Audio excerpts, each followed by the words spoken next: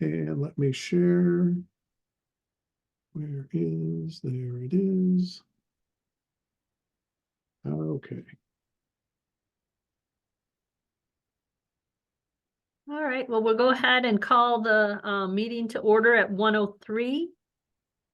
And welcome everybody for joining. And like I said, it looks like there's still people coming in. So we have 54, right? 55. Hey, it changes every second. So we are moving along.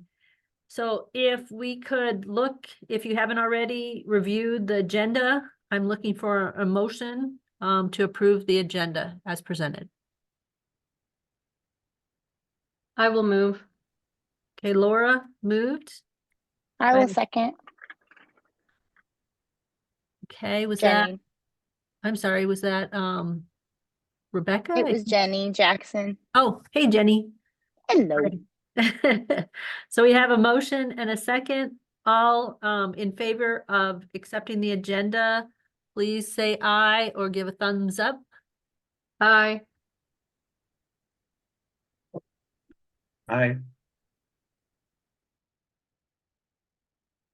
Aye.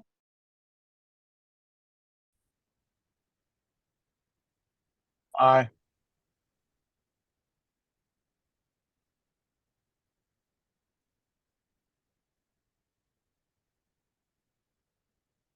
Do we have any opposed? Please say nay. Or reply in the chat. Right, looks like the motion carried. We have the agenda.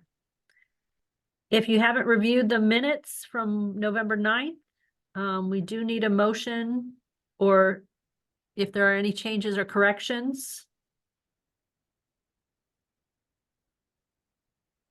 So any changes or corrections?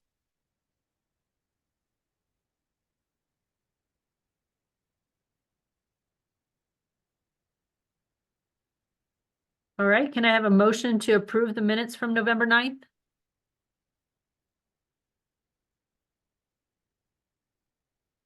So moved. This is Alyssa. Thanks, Alyssa. Do I have a second? Second. I'm sorry, could you say your name? Sorry, this was Laura Keys. I'll Oh. second. Thank you, Laura. Okay, we have a motion and a second. All in favor, please say aye or aye in the chat. Aye. Aye.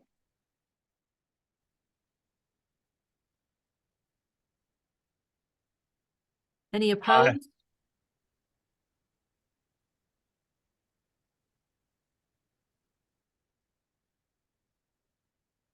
All right, looks like the motion carried. So we have approved the minutes from November 9th, 2023. Thank you very much. Do we have any committee notes?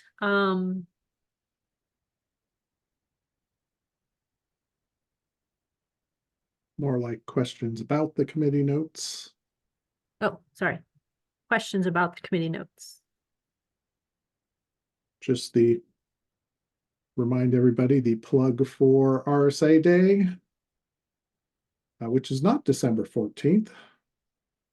Oh, that was the day RSA Day committee last met December 14th. RSA Day is 20th of March at 5 points at 10 a.m. You can register through the end of the month, and we currently have about 115 people registered.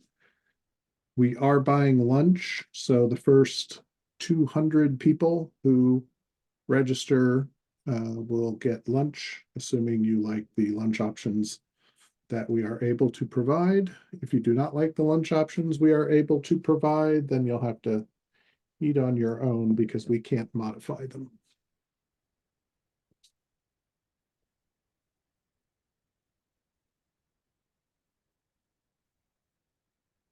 All right, are we ready for the Board of Directors report from Melissa?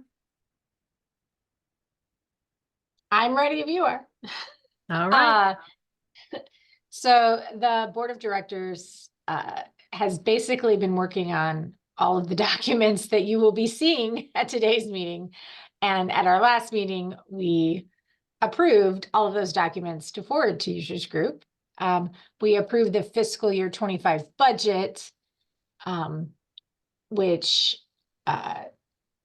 is, so we did a lot of approving of all this stuff, and I just want to thank the board for their time. We've spent a lot of time discussing fee structure, and Kendall and Anthony have spent a lot of time working on these spreadsheets. And I feel really good about the work that we've done and where we are moving forward. And so hopefully we'll have a good discussion today. And of course, there are meetings, in-person meetings at local libraries so that you can talk to both Kendall and board members. So that is what we have been doing as a board. Thank you, Alyssa. Kendall, do you want to talk about the board elections that are coming up that we're Yeah. hoping to have? Speaking of boards, see, this is what happens when it's been a very busy day and I did not get a chance to proofread my slides.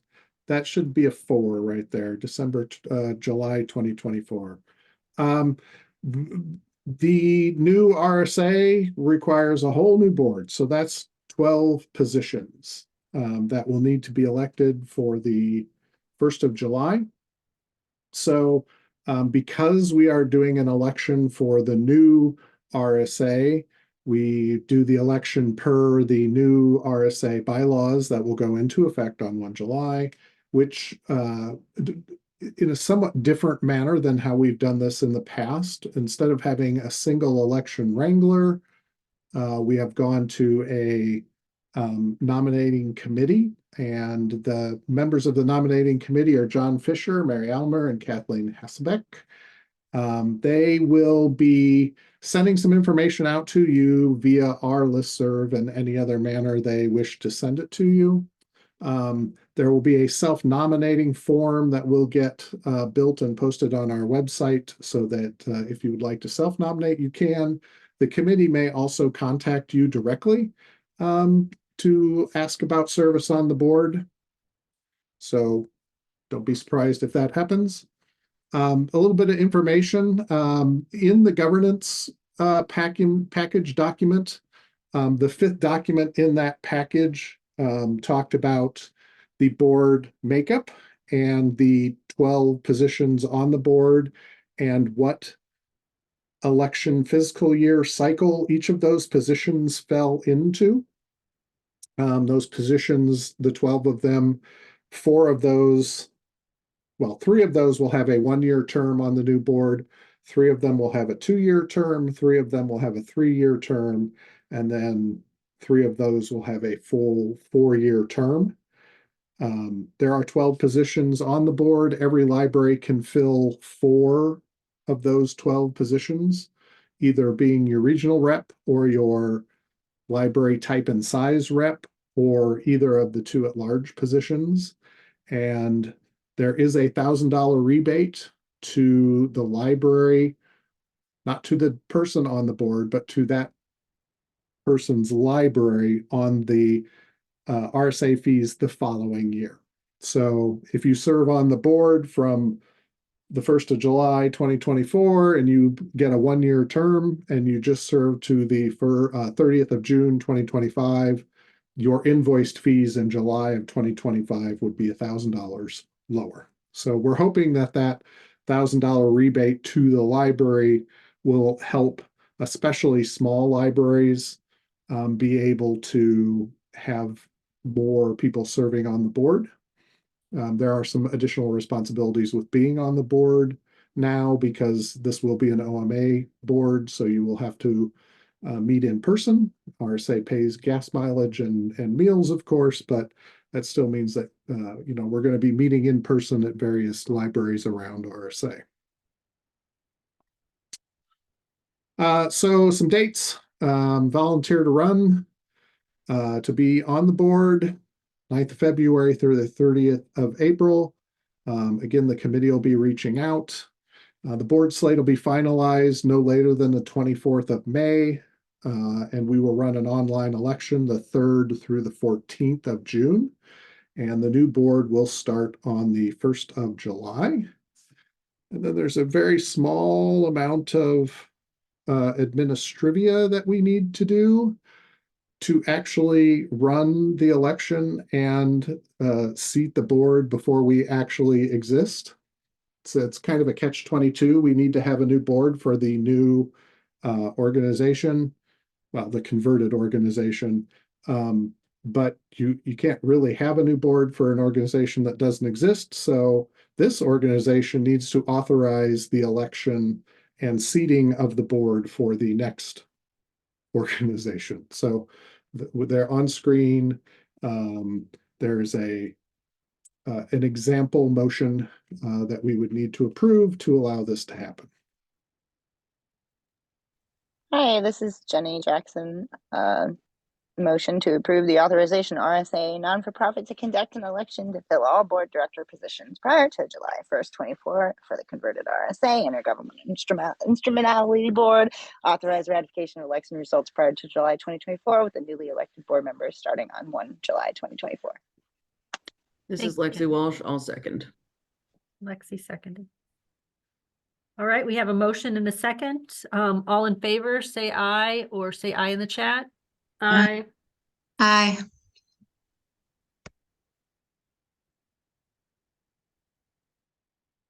Any opposed, say nay or nay in the chat.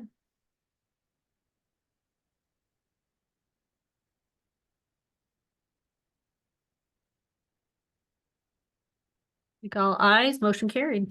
Thank you. I did want to mention, and we're going to talk about this in a little bit, but one of the drafts that we're going to talk about with the documents is board roles and responsibilities. So if you are interested in what it does entail to be on the board, that's the document to be looking at. So I hope to see some new board members.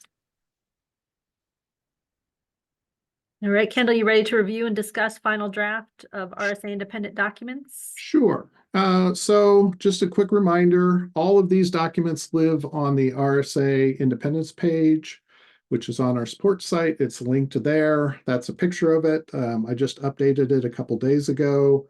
I did do something on the page that if you've looked there before, the page might look slightly different, and that's because there were not as many documents loaded there as there could have been, but the next time I have to load documents before the 1st of March, there's going to be a whole group of documents in the January, February area that do not get removed. We leave them there in case you want to go back and look at a draft or a previous draft of something.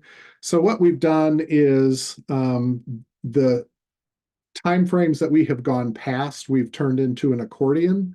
So you'll note where it says July through September 2023, click to expand the section.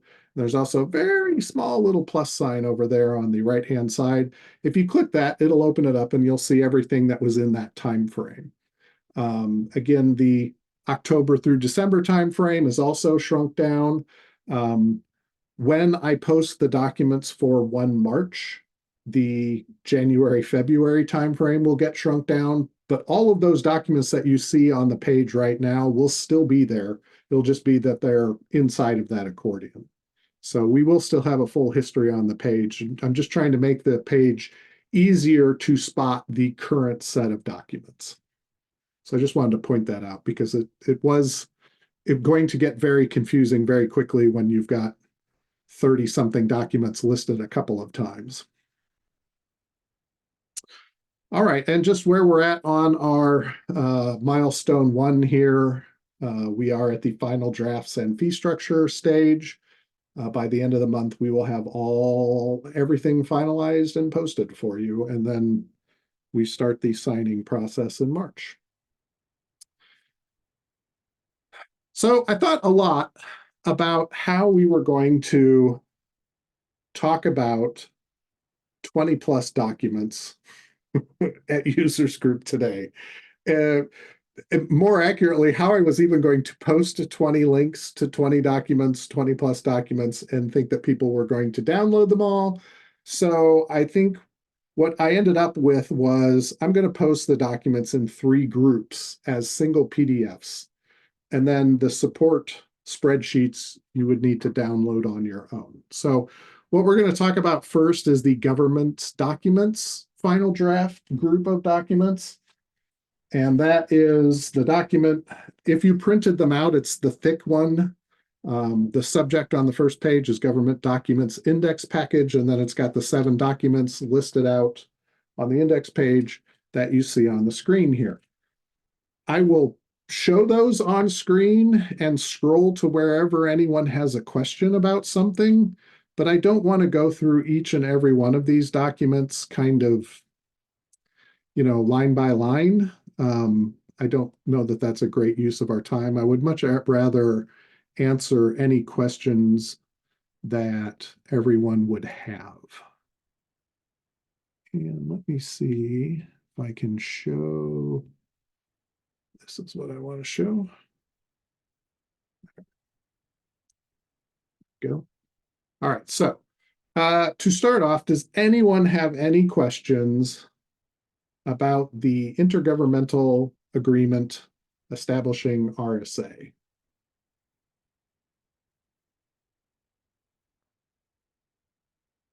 This one is just basically the nuts and bolts of creating the new organization.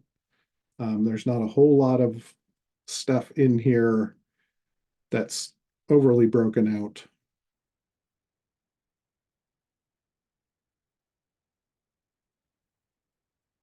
Very quick board of directors saying there is one. What are the powers of RSA?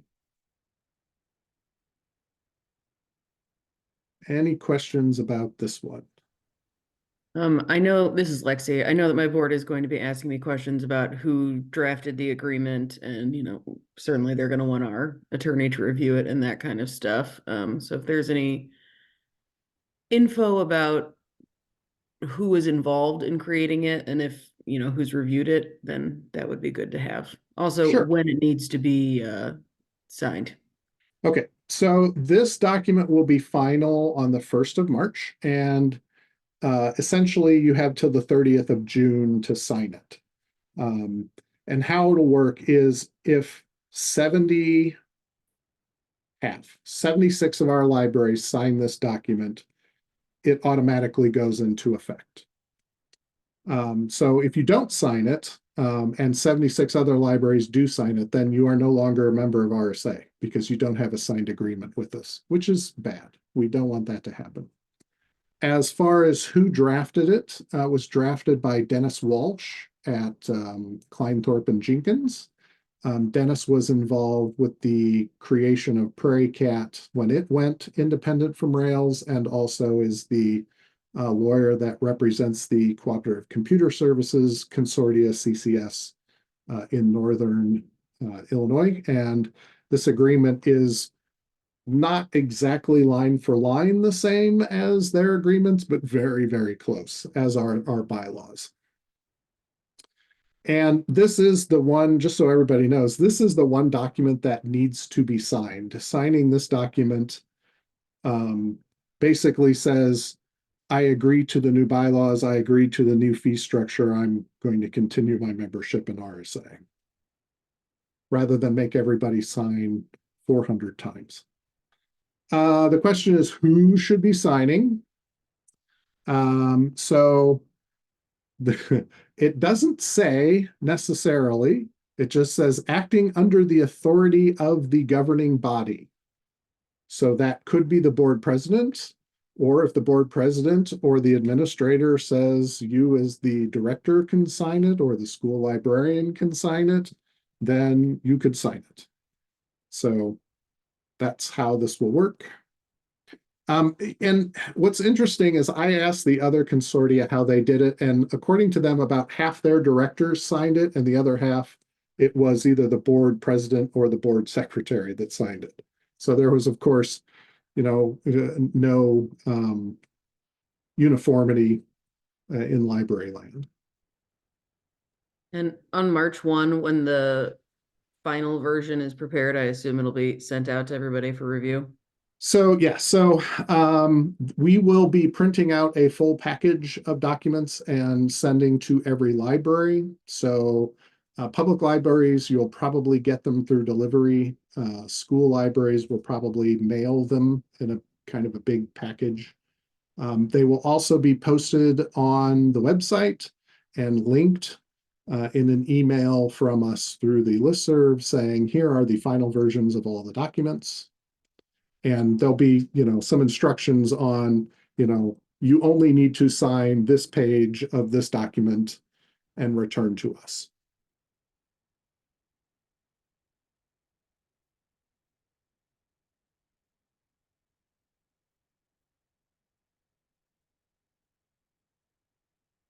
Someone has their hand up. Laura, you put your hand up, Laura? Yeah, so I'm looking at the bylaws on page 11, which is page 23 of the whole document, but it's page 11 of the bylaws. And in the section 4 there, regarding removal from office, again, I don't want this to be a whole discussion, but I'm just wondering, was it considered to have a 2/3 majority vote to remove someone from the board? And I really only ask because I just had this conversation regarding a bylaw change for a completely non-library, nonprofit board on which I sit. I think the original wording of this was there was some additional wording in there about they needed to miss X number of meetings or do Y number of things. And the lawyer basically said, no, if it's someone who is not serving the interests in the best way, that the board should just have the power to remove them. Yeah. And so that Okay. was the recommended methodology from the lawyer. Okay.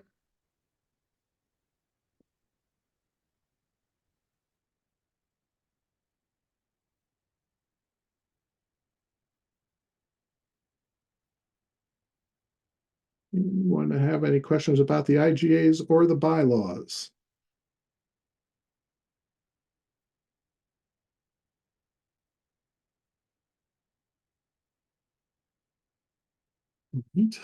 Also in this package, we have the governance decision-making breakout, which we showed at the November meeting. This has not changed really since then, other than adding the word recommends and informed for a couple of the membership group things.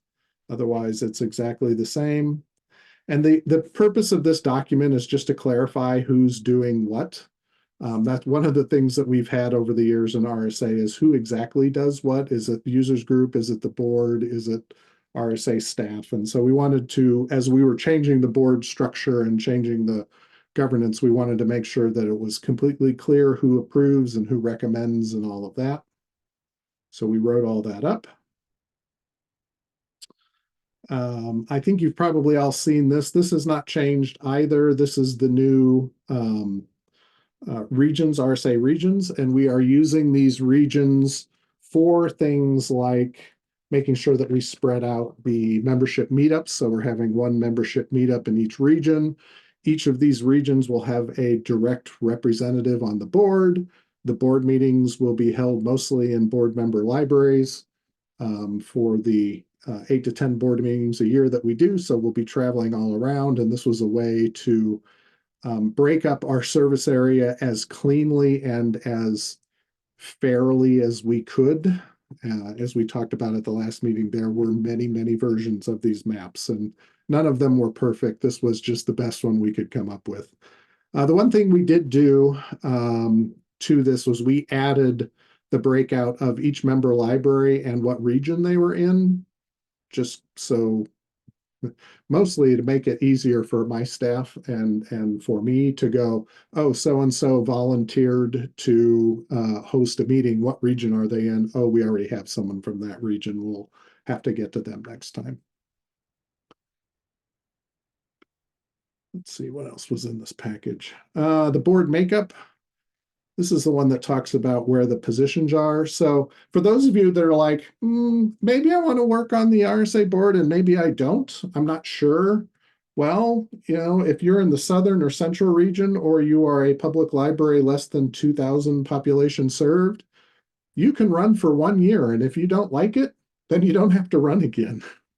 So, board members are limited to 9 continuous years in a row. So if you did run for a 4-year term or for a 1-year term, you would be allowed to have 2 additional 4-year terms. Group 3 here, you're going to have an initial 2-year term. So you would only be able to run for 1 additional 4-year term before you have to take a year off, and then you could run for the board again. So these little initial term call outs, these are the 3 seats that start off with a 4-year term and so forth, in case you're wondering. And then, as previously mentioned, we also have the roles and responsibilities document. This is basically, here's your roles as a board member, here are the time commitments, and the compensation. There's no compensation other than gas and food, but your library gets something. So that is all written down there. And then we also have, as every board should, a code of ethics statement for the board. Does anyone have any questions about any of that?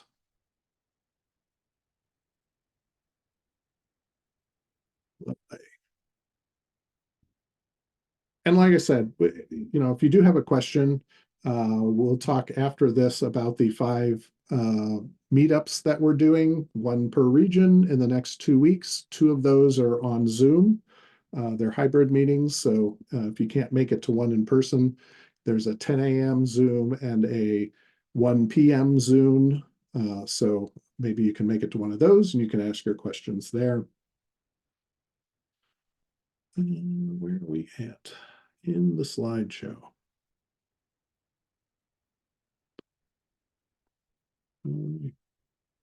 Okay, so if no more questions there, then let's move on to the communications package. That one up if I can. The one problem with Zoom is Zoom likes to put its windows in places that block things. There we go. All right, so again, communications package, start off with an index document so you knew it was in there. We started off, so we did that survey. Kendall, yeah, we're not seeing your screen. Oh, We're seeing the code of ethics still. well, that's not good. It says my screen sharing is paused. Now, why would that be? I didn't do anything. Let me stop it. We'll do a control restart. Share. How There we about go. now? Lovely. Thank you. So we did that survey and said, hey, we're working on this communications package for directors and school librarians.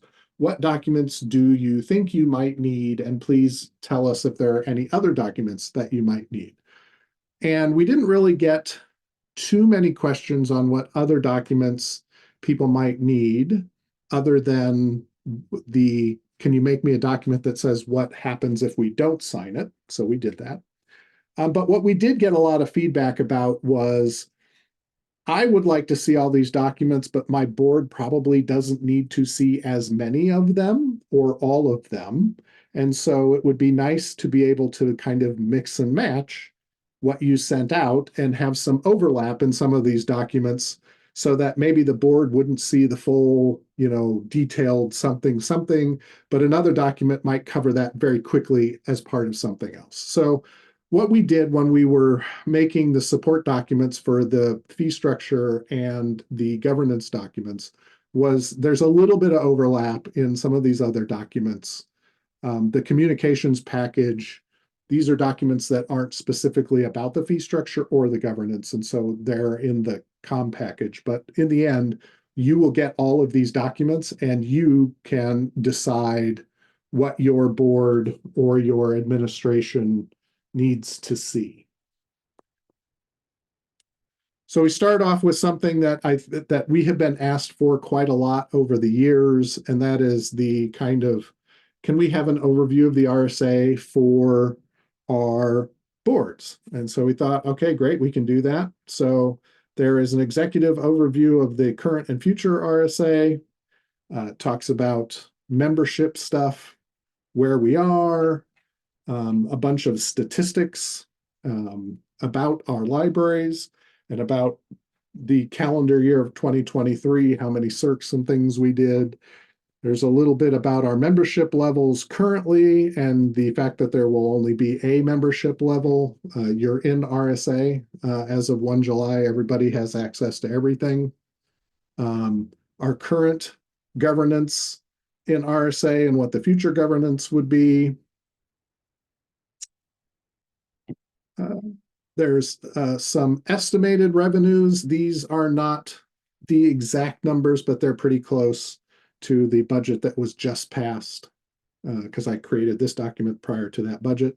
And also the budget that you'll see later today does not include the grant money because we are not legally required to show the grant money in our budget, but it totally skews the numbers when you're talking about RSA and where the money's coming from. So in the executive overview, I included the grant money and broke out the expenses in a way that makes a lot more sense. Instead of having 15 lines for payroll and benefits and all that stuff, we just have one. So for anybody who's wondering about the money situation, here's the income, there's the outgoing, and you can very clearly see that Rails grant support is 44.5% of our income. So it's very important that we get that.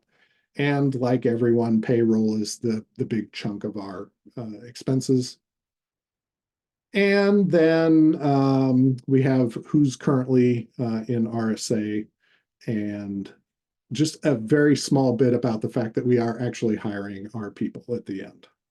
So that's a document that people have asked for off and on over the years and has kind of existed on the About RSA page, but was never as kind of directly stated as that. We also have a brief history of RSA. Again, some people know, but most people don't. Alliance Library System was built around RSA.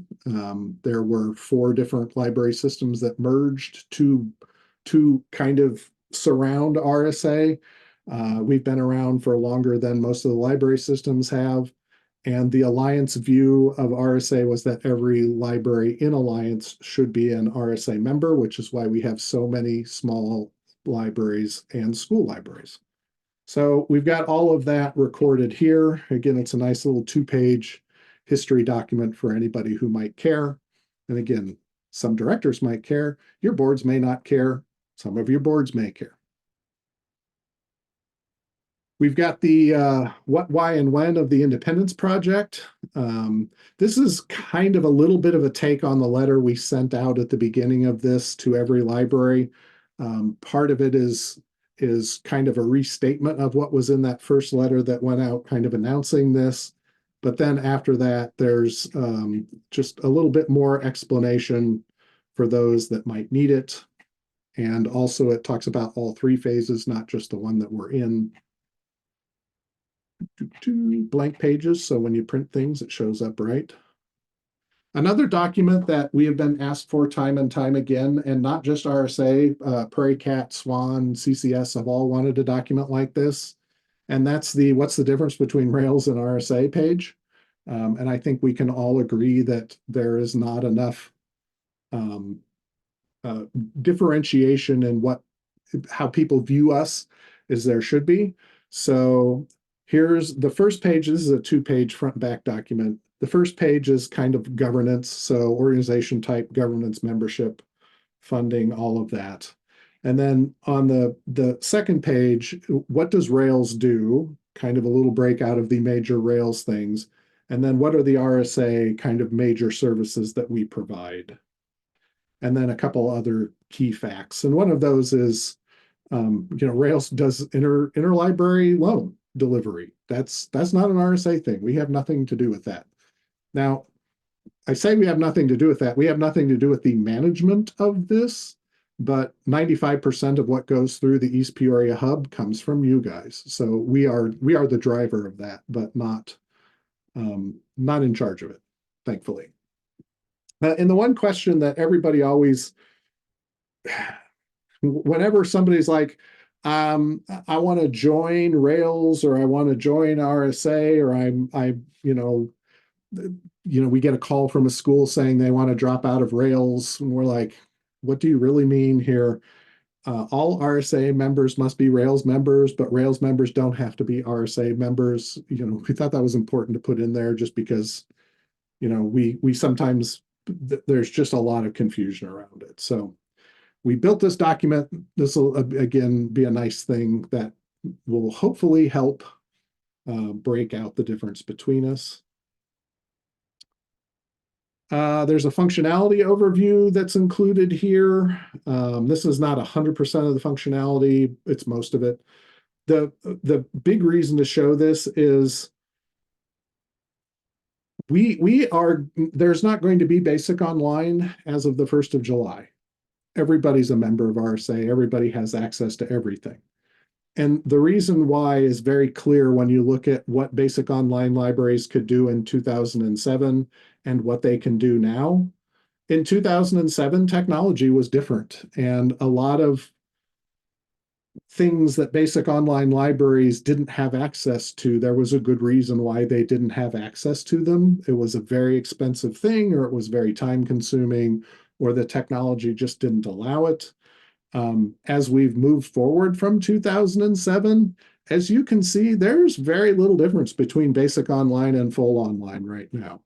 And most of the differences that are there, for example, using the item group editor wizard or serials control module, the only reason that is there is because we said no. There had to be some differentiation between basic and full online. The RSA board had a subcommittee for 2 years that worked on the RSA service levels committee. And in the end, what we came up with was, yeah, we could make service levels in RSA, but the only way to do it was just to artificially say, well, if you're in the lowest level of RSA membership, you only get 20 item types, and you can only have, 30 location codes, and you can only have 10 circ map lines. There's no real reason for that other than making everybody's life a little bit easier, but there's no system reason for that to exist. And so at the end of that meeting, basically what we all had decided was the only way this works is if we just say, we're going to be mean and not give you access to everything. And it just doesn't make sense. So we included this document to show this is what you used to have, this is what everybody currently has, and this is what everybody will have as of the 1st of July. That's what this is in here for. And again, especially if you're a basic online library and your board says, what happened? Why is that going away? You can point to this document and say, there's really no real reason why you shouldn't be. There's another document in here called Value of RSA Membership, and this just tries to break out some of the things that I think people forget about when you talk about being in a consortia. One of those is the fact that you don't have to catalog everything. Most of that work is either done by another library or by RSA staff. Of the holds that go to RSA libraries, almost all of them come from other RSA libraries. There's a ton of items that transit between libraries. Your patrons go across the street, their patrons come to you. All of this stuff is shared. It's super simple. It's super easy. And oh, by the way, if you needed to replace us, I asked Circe Dynix, just not all of the services that we do, but like all the major services that Circe Dynix provides software-wise to RSA, what would it cost to replace those based on some population sizes? And I think you're getting a pretty good deal being an RSA in almost all cases. Now, granted, this is not a direct apple-to-apple comparison because, if Circe said it's going to cost you $26,000 a year to have a library system and your population is under 2K, you would probably make different choices than RSA makes as a group. But RSA can make different choices as a group because combined, we don't have to pay most of the overlap in the hosting and the services and all of those other things. So it really just lowers prices way, way down. I put in here a little thing in here that the minimum annual membership fee in FY24 for PrayCat, if you exclude OCLC, is $3,600 for basic membership in PrayCat. Add $1,500 for a full membership. That was as of this year, this billing cycle. And the minimum annual membership fee to be in Swan this year is $11,000 without OCLC. With OCLC, it's like 15 and a half. And they have a member who's paying 15 and a half, whose entire budget is $118,000. I don't know how, but they are. So we are definitely one of the least expensive places you can be a member. And then kind of lastly in this package, again, this was the one document that we had not put together for that was shown as a document in that communications package. What do you need? And that was people asking for, well, what happens if we think we might need to withdraw from RSA? So we worked up a document that's not 100% everything that you would need to do if you want to withdraw from RSA. But the most important thing on this entire thing is sign the IGA and stay in RSA for another year. Because if you don't, you're out on the 1st of July. I don't want to turn you off on the 1st of July. You don't want to have to try and find and implement a new library system in a 2 or 3 month period. Nobody wants to do that. So the fees for FY25 are basically the fees for FY24. Even if you think, okay, I looked at the fee structure and I don't think my library can get there, stay in RSA this year to have time to research what to do and everything that you need to replace. We talk a little bit about, you know, the background of RSA. And again, this is the whole overlap of documents, background, why are fees going up? All the things that you need to think about, you know, like these are all the things that RSA gives you, and you might want to have to think about replacing those. And how are you going to borrow books, and how are you going to catalog things, and all of that. So we just wanted to put a kind of a very brief document together because that was the one thing that we were asked for, specifically asked for. Does anyone have any questions on that?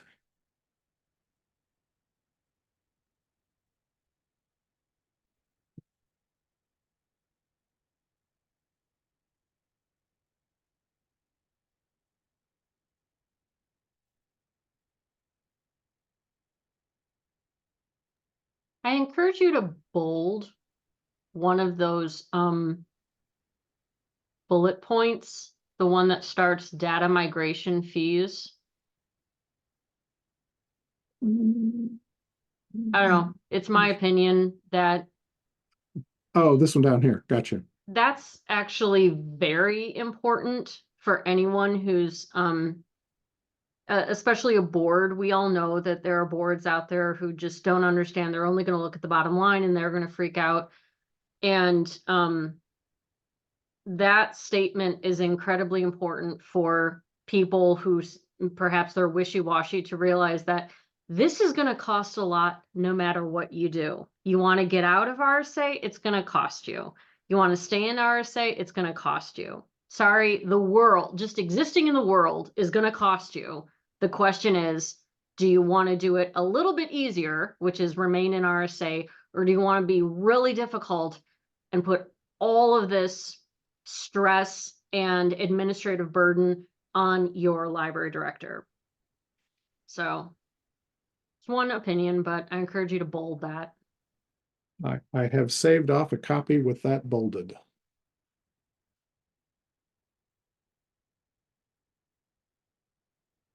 After going through that COM package, not talking about fee structure stuff, which we'll do in a minute, is there any other documentation any of you think we may need to work up?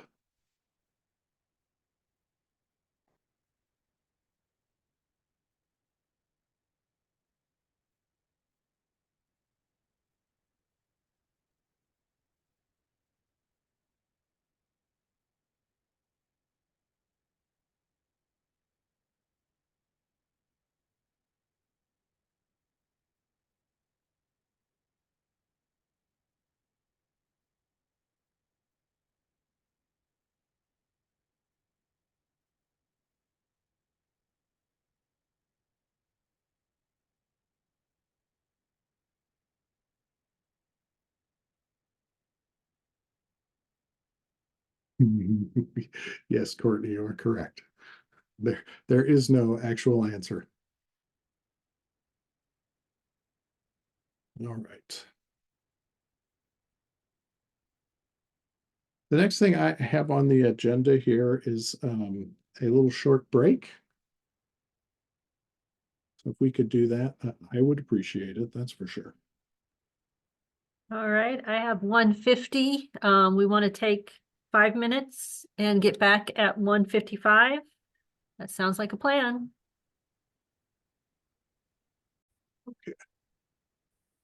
All right. Okay, so now we will move on to, I'm sure what everybody would like to talk about, fee structure stuff. Let me throw that back up on screen.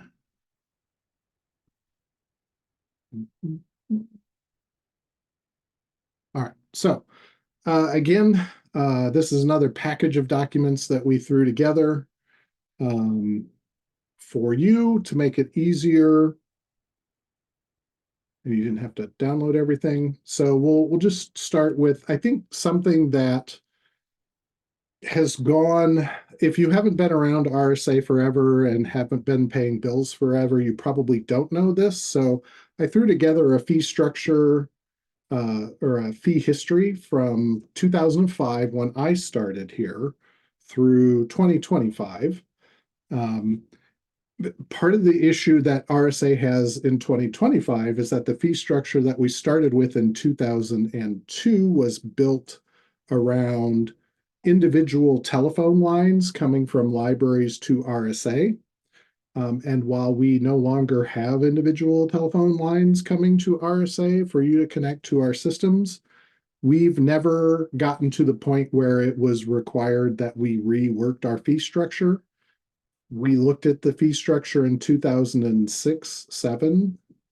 And as it turns out, doing a migration and a fee structure at the same time is not workable. So we held on to the old fee structure thinking, all right, we'll get the migration done, and then we'll do the fee structure in a year or two after that. We tried a year or two after that again, had 30 or 40 different fee structure methodologies and formulas. None of those worked well for RSA. We tried again in 2014 and then again in 2017, 2018 timeframe. And honestly, there was just not enough impetus for us to do it because it was going to be very, very painful to do it. And then Rails said, well, you need to be out on your own. You need to be independent from us. And, you cannot count on us paying for everything. So now we have to do it. And so that's where all of why the fee structure is being worked on now. So there's a kind of written history of the fees. And then what I wanted to do was point out that in 2014, we reduced our fees in RSA overall by 14%. Some libraries, especially school libraries, saw much more dramatic lowering in fees then. But because of that one-time reduction in fees and then a whole bunch of years where we did not have any fee increase at all, we are way behind on even inflation. So the CPI increase from 2025 all the way through 2023, every dollar that we got in 2005 is, in today's dollars, is worth $1.60. But in RSA fee land, every dollar we collected in 2005 is only worth $1.13 today. So we've done really well keeping the fees down and the fees low over the years and being as thrifty as we could be. And a lot of that is because we have been partnered so tightly with Rails, well, first with Alliance and then with Rails. And that really allowed us to keep our operating costs as low as humanly possible. But that partnership needs to end because we are now the only consortia tied that tightly to Rails, and we have become a bit of a political liability. just in the fact that Rails can't offer these services to any other consortia. So again, Rails said you need to go out and be on your own, which necessarily means we need more money. So I did want to point this out because I don't, other than me, who kind of knew but didn't think it was nearly as dramatic as this chart shows here. We have done a very good job of keeping these fees as low as we could. Then the other thing that I did, oops, let me use this. If this chart and this text isn't enough, then I went a little deeper and I just wrote down, here's what members were paying in 2005, 6, and 7.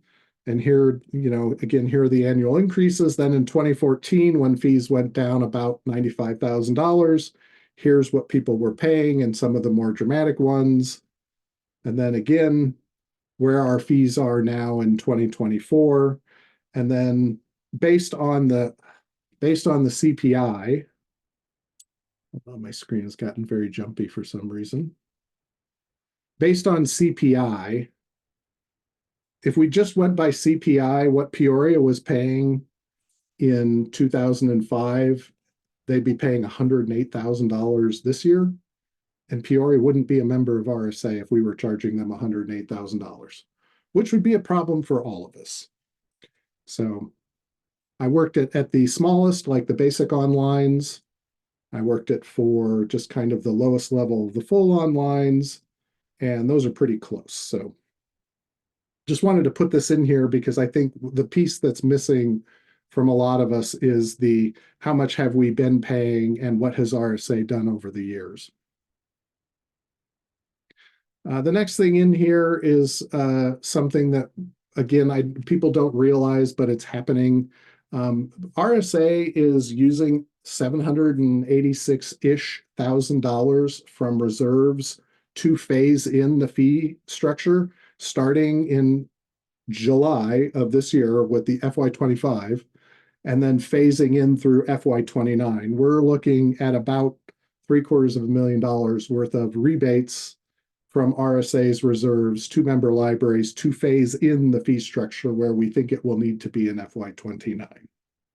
And that's really where we got to the new fee structure, was we figured out what is the kind of absolute minimum to run RSA and FY29, given some assumptions on staffing costs, and worked backwards from there, because it doesn't do any good to do a new fee structure for this year and next year and then find out, oh, 2 years from now it doesn't work and we need to go back. What we wanted to do was say, okay, we know fees are going to be going up.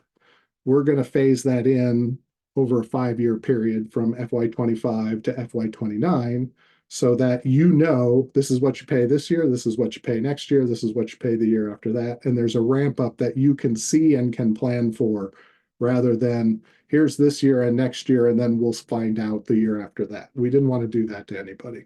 We didn't feel that was fair.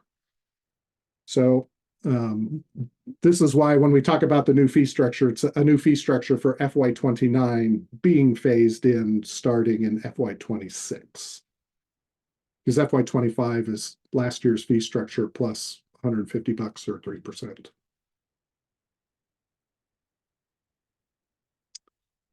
Right. So let's talk about the methodology of the fee structure.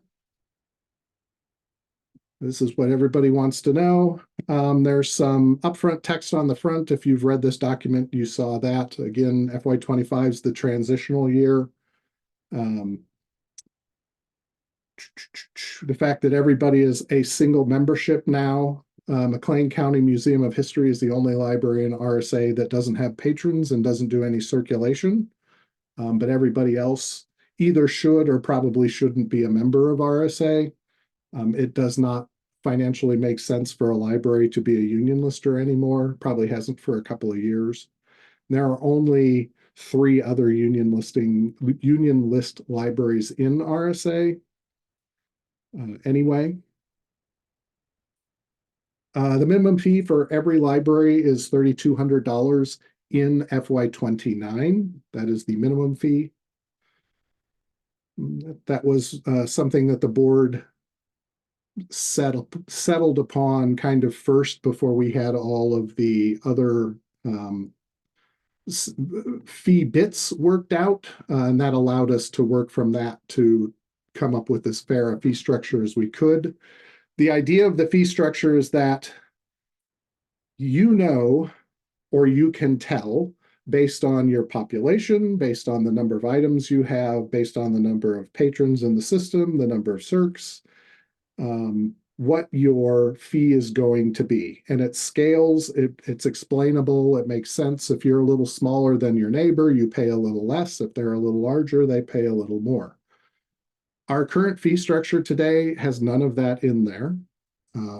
It is all over the place. So one of the guiding structures of this fee, or guiding thoughts behind this fee structure, was it needs to be simple and explainable. There will be a fee, well, there is currently a fee calculator even posted on our website. There's a link to it off of the Independence page. And the spreadsheets that the individual downloadable spreadsheets, the two of those had fee calculators built into them as well. So if you were like, oh, well, what happens if I have 1,000 more patrons? What does that do? Those calculators will work. So for fee structures, for public libraries, there is a single fee structure, and public libraries pay 70%. And when I say pay 70%, 70% of the income to RSA comes from public libraries. Now that's fees paid and grant money that comes per public library in the Rails LSAP support grant. 30% of RSA's overall income come from schools. And again, schools earn on average about twice the grant money that public libraries do. So we couldn't just break out, here's an average amount of grant money per library. We needed to account for the fact that schools and academics and special libraries kind of earn far more grant money than public libraries do. And so we're like, you know what? We'll just count the two of those together and we'll keep that 70-30 split. And that way, if we were to lose several school libraries, the fee structure has already accounted for the grant money that would go out with them. And then we need to correct the budget to meet that, rather than, oh, a couple of schools left and now the grant money's not enough, and so we have to raise all the public library prices. We didn't want to get into that either, so we didn't. So the public library structure, how we figured it is there's a base fee of $1,000 for every public library. There's a per building fee of $2,000 for every building after the first building. So if you don't have any branches, you don't have a $2,000 building fee. There's a fee based on the size of your service population from the 2020 census of 34 cents per person. There's a fee based on the number of registered users in the system. And anytime we talk about an in-system count of anything, we are using a 3-year rolling average. So it's the previous 3 years averaged together to figure out what that count was. And those counts will be set because these fees aren't going to change between now and FY29. So they'll be refigured in FY30. But for now, those will not change because we are making the promise that this is what your fees are going to be, and they're not going to go up and they're not going to go down. This is what they are. So it's 89 cents per user registered in the system. Your library collection size is 7 cents per item. And the total number of circulations over the past 3 years, rolling average, is 6 cents per circulation. If all of those things added together don't equal $3,200, then you get raised to $3,200 because that is the minimum fee that everybody pays. If it's over $3,200, actually, if it's over $3,201, then you pay whatever over $3,201 is. We do rounding. The spreadsheets have it to the penny, but when we actually do billing, we always round it We may not do that this year, but usually in the past, we've always rounded to the nearest dollar. Winchester Public Library, when we run the fees on them, they end up being $3,200.01. So they are very, very close formulaically wise to the minimum price. They went 1 cent over.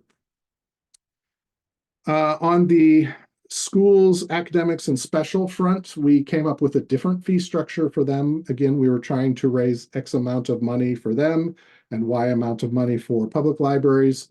The fee structure for non-public libraries is a little simpler. It's just a flat base fee of $2,000, $1,750 for each additional building that you may have, and then a flat tiered fee based on enrollment size with 4 bands of enrollment. So, and every band adds an additional $1,125.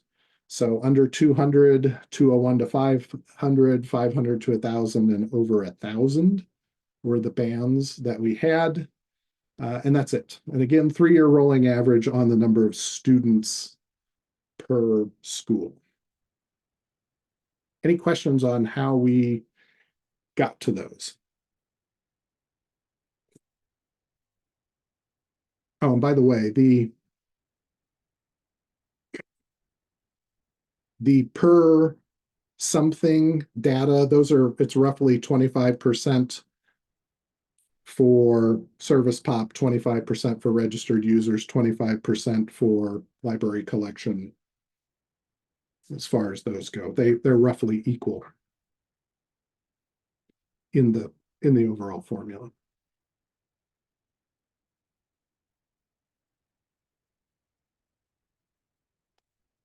All right.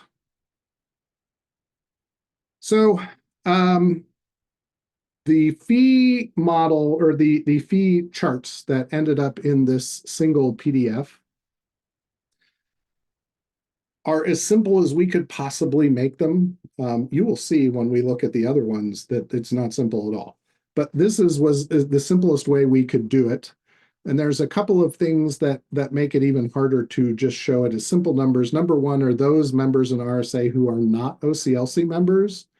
Those members have a 10% surcharge on their RSA fee to cover the extra expense to RSA for you not being an OCLC member. But we still figured your fees the same way as everybody else's, but then at the end, we need to add 10% on per year. So you'll see when you look at these fees that any library name in white here, these are non-OCLC libraries. So we kind of grade out the fees over the years and then put a little arrow over to show only for libraries who don't have an OCLC membership to show you what we're actually going to charge you. It got very confusing when we were trying to do it, including the fees. So that's how we ended up doing it. It just was much cleaner. And it also allows you to do a little bit better comparison between libraries as to what their RSA fee is versus the fact that they're not paying OCLC directly. They're, in a sense, paying for their OCLC through RSA. And we wanted to separate that out. So we did that. So you can see those are the ones in white. Oops, what happened? What is going on here? Page 2. The auto coloring for the minimum fees kind of screwed that white part up, but that's okay. You can still see there's clearly a different price over there. So as far as the public libraries go, well, let me keep going. We'll look real quick at the school sheet and then we'll come back because we'll need to dig deeper on the other ones. Same non-public library sheet here, same breakout, same phasing, same methodology. This was basically the simplest way we could put everybody's fees in these so that people can compare themselves to each other without it being 600 pages wide. Is basically what we did here. And then just to close this little thing, the last sheet in that fee ranking spreadsheet is there are 6 additional spreadsheets that you may be interested in looking at, 3 for publics and 3 for non-publics. One of those is the new fee model for publics, which has some more information, like it shows you what your patron count and your cert count and your census count and all of those things were, and how much those break out to in real life in the fee model. And then there's the full data version, which has all kinds of stuff in it. It's a much bigger spreadsheet. And then there's a rankings for public spreadsheet. There's also those same 3 spreadsheets for non-public libraries. The full data one, just the fee model, and then the non-public ranking spreadsheets. The idea of the ranking spreadsheets, and this is again something that we've been asked for a while, is what is my library's impact on RSA and how do I compare to other libraries within RSA? Because how you compare to a library in RSA and how you compare to a library in Rails is very different. You might think, oh, I'm a small library in the overall kind of Rails culture, I'm a small library, but you look at yourself within RSA and you might be in the top 20% of RSA libraries by size or by usage. And so we wanted to provide many kind of aspects of data and rank those out so that you could see, oh, I guess I do a lot more, or I am bigger, or whatever, to kind of give you an idea of where you fell within RSA's membership as a whole, based on your library type. All right, so I'm going to stop this now. You can hit us up with the questions.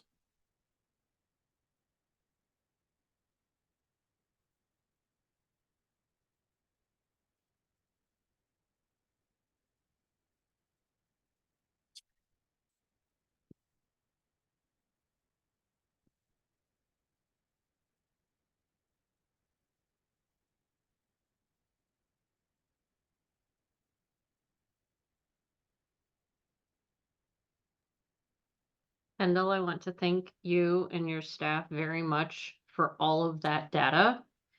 For myself, it's a teeny bit overwhelming, but I still want to thank you because not only did it take a very long time to compile that data and figure out a fee structure, which is not perfect because the world is not perfect, but it actually works in the manner you described. And you explained things not only verbally here, but in writing. You and your staff took the time to explain things very well and kind of in multiple ways in different sections. So thank you. Well, thank you for saying that. That's what we were asked for, and we were hoping we got close to the mark. You know, Anthony, well, when Anthony was hired in June, I was flat on my back with a massive hole in my belly. And so we didn't actually meet in person for, I don't know, a month and a half or something like that. But one of the very first phone calls we had, he and I, he had mentioned, hey, you said something in my interview about RSA needing a new fee structure. Do you want me to start on that? And I was like, great. Yes, please start on that. I'm not going to tell you anything. I'm not going to tell you anything about the history of RSA fees. I'm not going to tell you why we have the fee structure we have. But you know, if you would like to start working on what you would consider a fair fee structure, please go ahead, and then we'll break out from there. And so most of the work on the fee structure is all Anthony, working up 10 copies of 10 different fee structures and me going, no, no, no, no, no, what about? And then him coming back a week later with completely different fee structure worksheets saying, what about this? How about this? How about this? And me again saying, no, no, no, this is why we don't do that, or whatever, right? So between Anthony and the board and the executive committee, all of those people did something I have failed to do for 18 years, and that is come up with a workable fee structure. It may not be a fee structure that we like, as you mentioned, it's not perfect, but it's as good as it's going to be if we want to still have an RSA 5 and 10 years in the future. So my thanks to all of them, because they did something I've been trying for a long, long time to do and have never been able to. And it really kind of did take that. I don't know anything about RSA, or I don't know anything about our fees. I'm just going to look at this with an outside eye to make that work.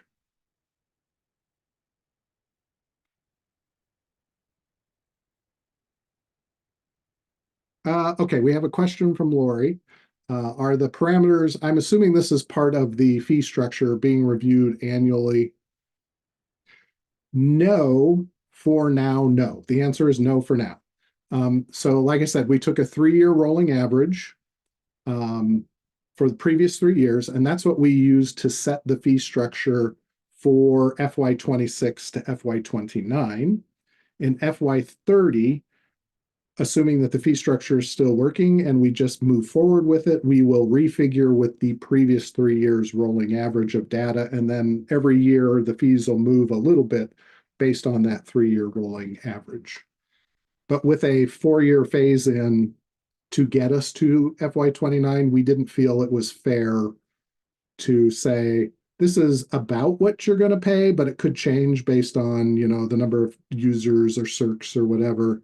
We wanted to be able to say, no, this is what you will pay us each of these years till we get this thing fully phased in. So FY30 will be the next time that we change those 3-year rolling averages. And then annually after that.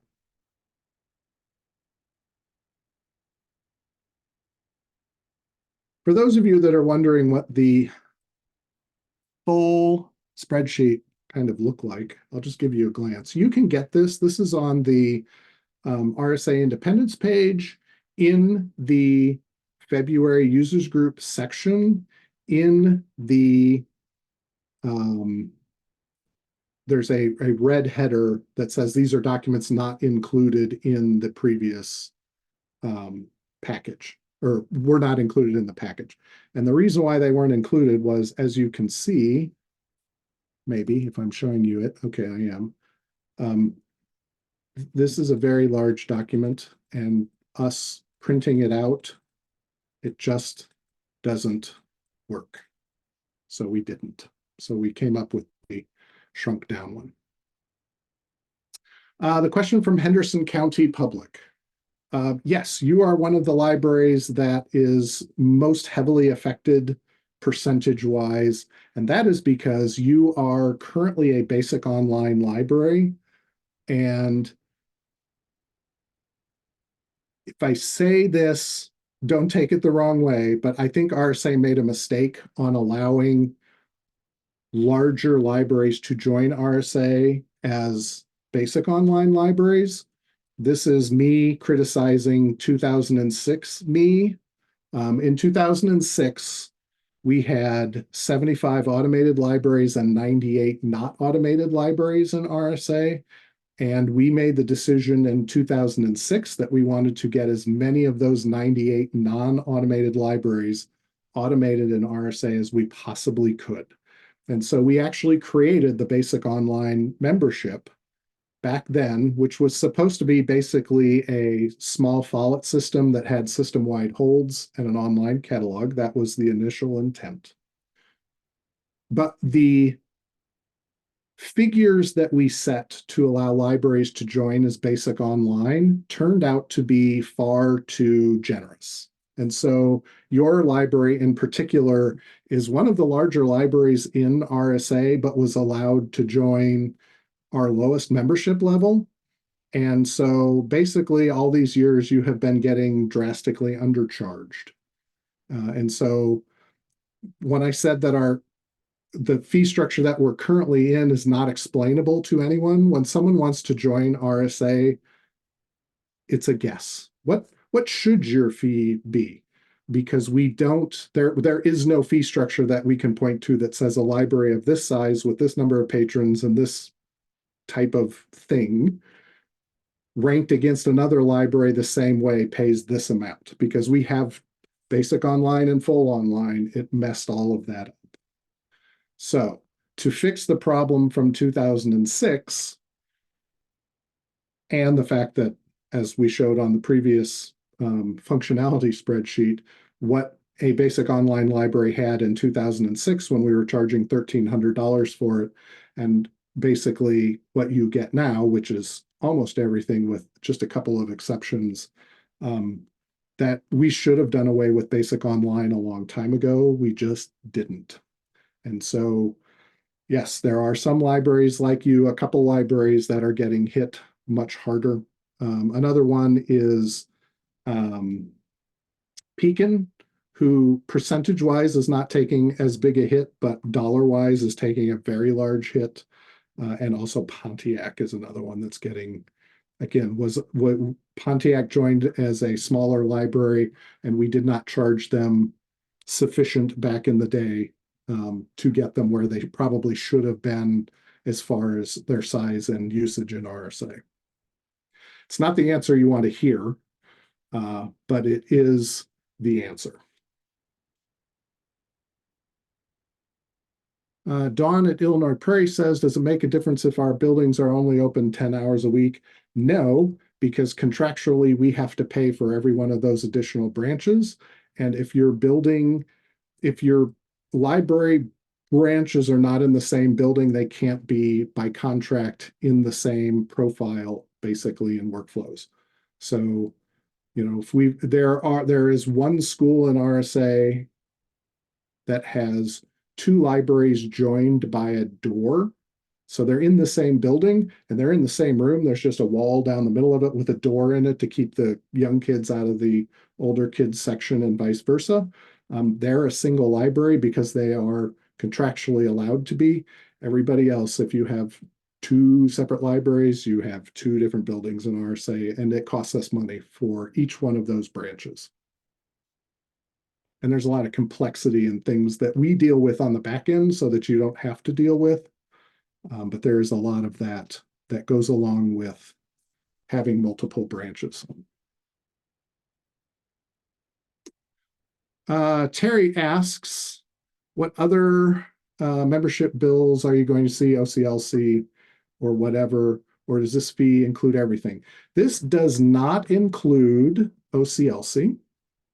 Unless you are not an OCLC library. If you are not an OCLC library, there is a 10% surcharge on your current RSA fee that RSA charges, again, because we have increased costs if you're not an OCLC. Also, if you're not an OCLC, we cannot export your collection on MARC records. So if you were to ever leave RSA, all I can give you is a shelf list in Excel. That is a very painful thing to give up. If you are trying to convert to another library system.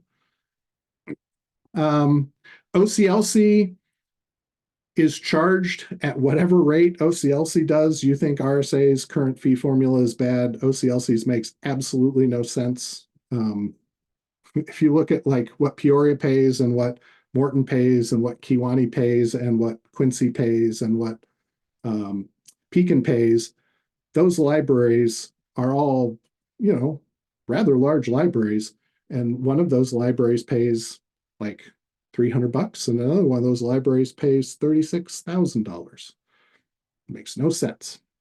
So we don't 38. There you go. There was talk at one point in time about RSA taking all of the OCLC bills paid by all the RSA members and breaking them out in a quote unquote fairer manner, where we just say, how many titles do you have? And then, charge that as a percentage. But if we did that, that's an extra $235,000, I think, $1,000 a year that we would have to come up with in membership fees, which is basically anywhere from $1,500 to $2,000 at a minimum per member. And I don't know that we could really do that. So for years, this has been an issue, and we thought about it and thought, no, at some point in time, OCLC is going to fix their fees or everybody's just going to pull out. I don't know which will happen first. But it does not include OCLC fees. It does not include ADML fees. It does include eRead Illinois ebooks. That is part of membership. And there are one or two other small things like additional ERC syncs for Hoopla is the major one that libraries ask to have added. If we are charged an expense from our vendor, then we just pass it through to you and we let you know what that's going to be before we do it. So, but outside of ADML and outside of OCLC, that's pretty much everything, unless you have, like I said, a Hoopla or Overdrive individual connector for your library. And those are $50 to $100.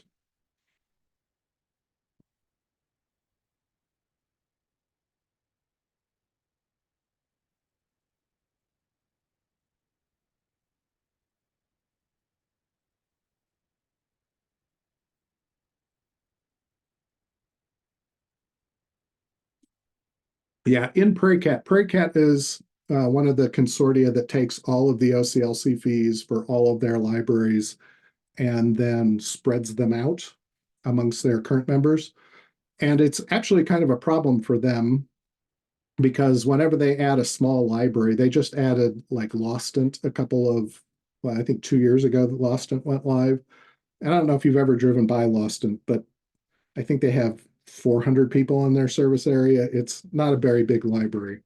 They were not members of OCLC, so they had to join OCLC.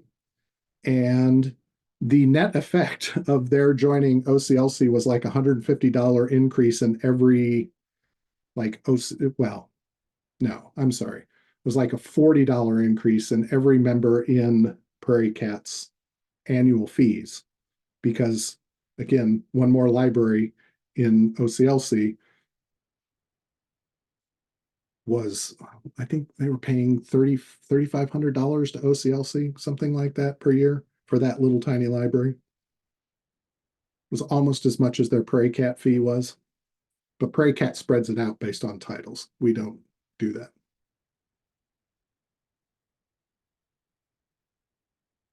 Kendall, did you see Christy's question? No, but let me look. Mhm. Here it is. If at a minimum 10 libraries drop out, you'll have a $32,000 budget deficit. What has been accounted for in the up to 20 FY29 plan? Okay, so the number that we came up with for in FY29, we attempted to normalize that out as much as possible in the following ways. Number one, like I said, we broke out the grant money earned by schools and the grant money earned by publics when we devised the fee structures. So if we lose a school, it will be more painful than if we lose a public to the overall budget. It's painful to my heart whenever anyone leaves, but as far as just purely budget numbers, schools hurt a little more. And depending on how many libraries we lose, you look at the bottom line and you say, okay, is there anything left that we can cut that does not affect everyone? And if there's not, then you start making hard decisions. Like if we lose 30 libraries, do we need 12 staff? Probably not. We're probably looking at 11 at that point or 10, right? There is some squish and wiggle room in that FY29 fee structure. Because again, if personnel costs go up 10% a year instead of 5% a year, we're going to be low in FY29. But what we will do is in the budgets between now and FY29, we will normalize out as much of that as we can every year as we move forward so that in FY29, we don't have to make a huge change. We should be where we need to be in FY25 because we have 5 budgets basically to spread out any losses that we have over the time. The other thing that we have is that RSA has healthy reserves. Thankfully, we have healthy reserves. That was a kind of scary thing a couple of years ago, 2014, 2015. Rails was thinking that they may not be in business much longer. And so we had enough reserves that we could have operated for about 2 years without Rails grant funds at all to give us time to get to where we needed to be as an organization, operating entirely without Rails grant funds. Illinois is in I don't know how, but much better financial, in much better financial shape now. I started working in 2005 in libraries, and we were not getting our per capita grants in the same year as, the fiscal year we were in. And I think the last 2 years, Rail's entire per capita grant has been to us before the end of the fiscal year, which is just amazing. The Secretary of State has obligated the state library and given them more funds for up to 10 years of databases for everybody. So, they have figured out the money issues. So the guidance that we get from Rails is that, expect to continue getting the LSAP support grant at about the same level overall as you have now. So again, we've got, like, if we lose a bunch of libraries now, we will, over the next several years, remove things from the budget, right size things in the budget. The other big things that we have going on, number one, next year, not this year, but next year, we hire our own staff, which of course will be more expensive. We can't do that until we finish this step here. The year after that, we're going to do an RFP for a new library system. Now, maybe we'll stay on the one we've got, or maybe we'll move to a new one, but that's a whole new contract. And so we will have the opportunity to, right size whatever we're paying a library vendor at that time. I am currently in talks with Cersei Dynex to do a 2-year extension to our contract, which expires next February. And I will be lowering the costs that we pay them during that 2-year extension. So again, we'll be getting the budget a little bit lower to potentially cover anything bad that happens. Terry asks if there are any new libraries to be added. We do actually have 6 libraries between schools and publics that have expressed interest in joining RSA.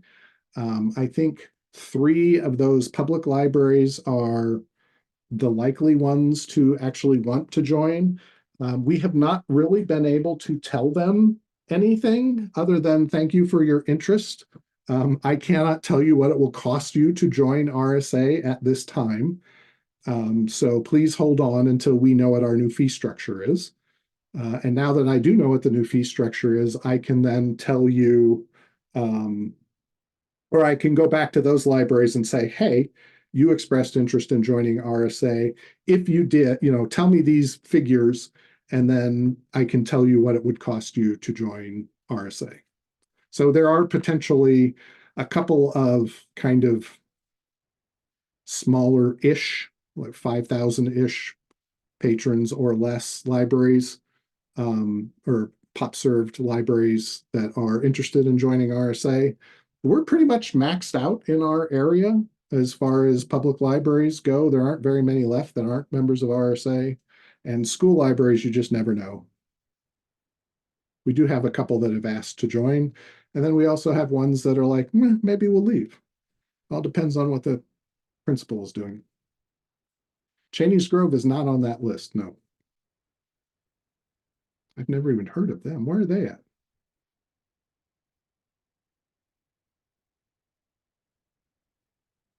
Oh. The other thing to think about when we talk about membership in RSA is we don't generally poach outside of the former Alliance Library System outline. Part of that is because delivery only runs within the former Alliance area. So there are places where that makes no sense to me. Henry, Lakin, and Towanda could all be on the same van, but they used to be served by different library systems, so they get served by different delivery hubs. And we generally have not poached Prairie Cat libraries, and Prairie Cat doesn't poach RSA libraries.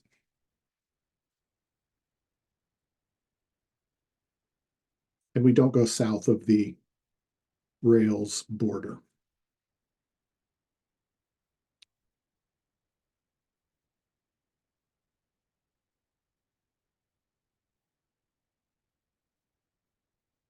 Well, it's kind of quiet. In a second, we'll talk about when and where the individual meetups are.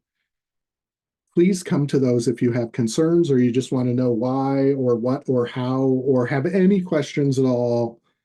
I'll be there. Anthony will be at most of them. There'll be a board member there.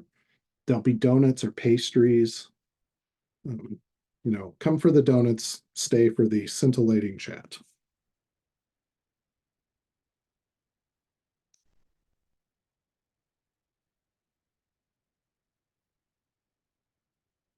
I'm gonna put the PowerPoint back up.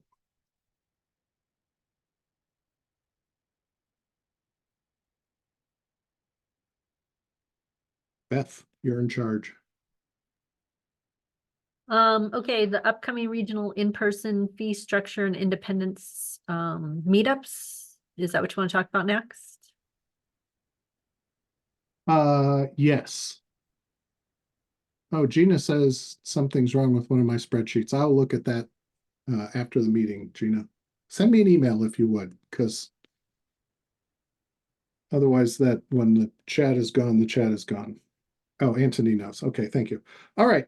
So the dates, these are all scheduled in L2, so you can go out and look at them. The 12th, the 19th, the 21st are in person only. The 15th and the 23rd are hybrids. And these are for you to come and yell at us or grill us or do whatever you want. I assume most of the questions will be about the fee structure because we already had a set of meetups about the governance, but we can discuss governance stuff or what being on the board might look like for you or anything else that you want to talk about. We'll bring snacks. You can network with your buddies. The thing to remember here is that L2 is not user friendly. So when you go to L2 and you see, oh, I would like to go to the one that is Monday the 12th in Brown County.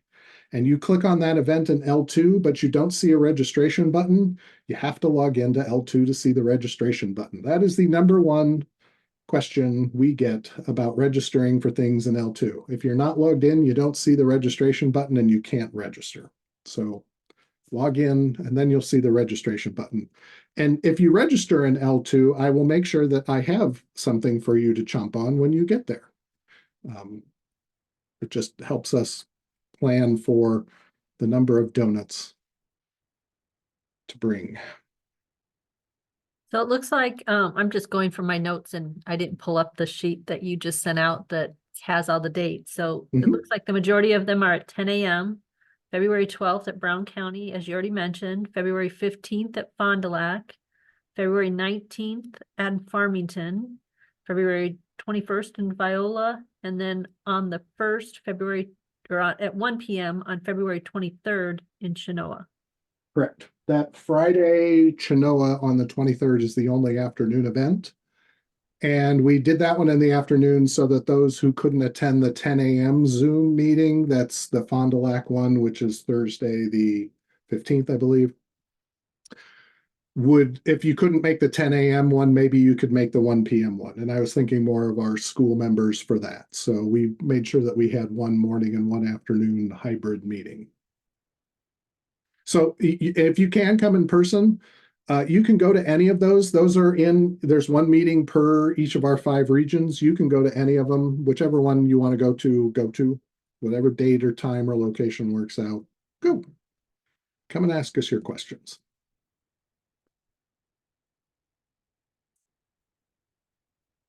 Right. Oh, it's to the point where I don't have to talk anymore. Thank goodness. It's the small things in life, right? So we're on member services and system department updates.